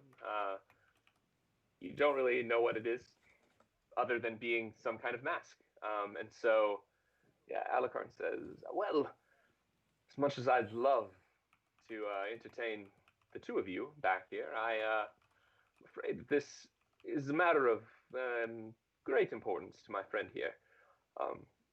Perhaps I could interest you in one of these magical knickknacks out here." And he kind of leads you out into a thing just full of various arcane sundries, small items, magical items that do different things. Says, "Oh, please, take your time, browse, see what you can find." He's dealt with Toledo's before. Oh, yeah. And so, yeah, he heads back in. I'm very grumpy, and I just end up leaving and going to continue to work on the blacksmith. Cool. So, yeah, a little bit of time passes, those of you who are still in the shop, and Luthor comes back out and says, "Alucard tells me that you all are the adventuring party that owns the Wyvern. Mm-hmm. Word of you has spread around in the work that you did. I'm especially thankful for the work that you did to clear the alley sharks of stealing those supplies from the college. If you'd like, I'd be interested in talking to you about some work in the future." Would we ever? How much? "Oh, well, I assure you, the alley sharks pay well. We're not like those bastard Steel Kings." I mean, they got steel in their name. I mean, come on. Cool. And he tells you, "I'll be in touch if you're interested. And then very soon, I've got some work that's going to be needing done immediately." Very much interested. So. I'm very much like putting a business card into my sleeve and then shake like his hand and like just like smoothly give the business card. Nice. Yeah. It just says the name of the tavern. When did like, you even get literally these nothing made? else. There's like no phone number, no email, just like Right. the name of the That's tavern. awesome. Yep. So that the he bone. already knows. Yeah, the bone hole. It just says It's not even bone the right name. That's awesome. I'm assuming I'm going to take this as being just like an illusion that you've cast into his hands. He's just like, Oh, all no, right. I was thinking like a small piece of parchment. Right. But you just wrote the bone hole on. He kind of looks at it and he's like, He's like, "Are you coming on?" all right. We didn't even rename it that for real. It's still the Wyvern for now. It's what the locals call it. Now. Hello, Zoe. I'll be in touch. I'm almost there. About work that we might do. Oh wait, no, I should have said that. I should have put Saz there because Yeah, that's. Oh yeah. Totally forgot. I'm just like I'm keeping. Damn it, English. Can't speak. I keep looking at the drawing that Anna posted, like the bone hole, not the brothel, and I just like I want to show it to the world. I love it. Cool. So yeah, we'll go ahead and leave off there. That is a good place to stop. And until next time, when Luthor will be in touch, we can You know, I hope you all had a good time tonight. Hope you all Absolutely. It was so much Take fun. care. So much fun. Hopefully the world is in a better place tomorrow. Right? Don't Fingers- change the news. It's gonna be a Just few don't days. do it. Yep. Not gonna say anything. At least, yeah, you know. Yeah. And thank you everyone for hanging out with us. Yeah, It's really absolutely. Yeah, thank you. Love y'all. Yep. This was fun. Yeah. All right. Bye. Bye everyone. Bye.